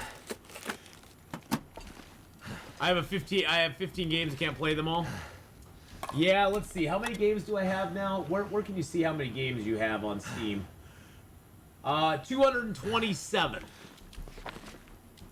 227. I have a few games. Ooh, hey, look, there's combat pants. Use this. Hey, look, there's combat pants. I don't think I need them, but hey, there's combat pants.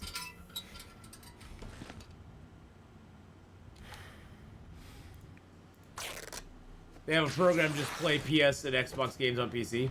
Oh, I'm sure. There's somebody's always going to come up with something.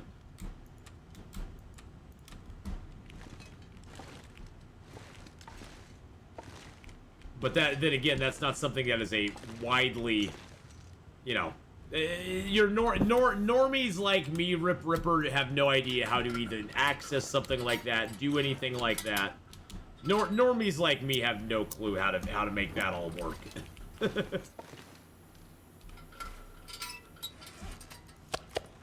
Sure, it's not as hard as it used to be, but believe me.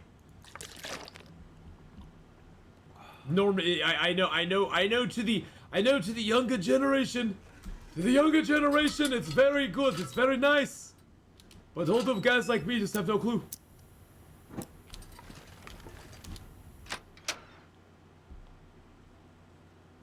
Aren't there like emulators and stuff that do that? Like there's emulators that will emulate the PS5 and Xbox One and all that good stuff. If I could have a good PC that allowed me not only game, but do what else I need to do and get all these games on it, I'm all for the PC. Yeah, PCs, though, unfortunately have gone up a lot in price with all the, data miners and crap buying up all the processors and all that sort of stuff. Really sucks. Really sucks. Alrighty. Well, let's get a little sleepity poo in. Although prices, I guess, are coming back down a little bit too, so I guess there's an upside. There's an upside. Alright. So we got a save point there. Alrighty, boys and girls. Well, tomorrow, or not tomorrow, Thursday, when we get back on our Long Dark, we'll be going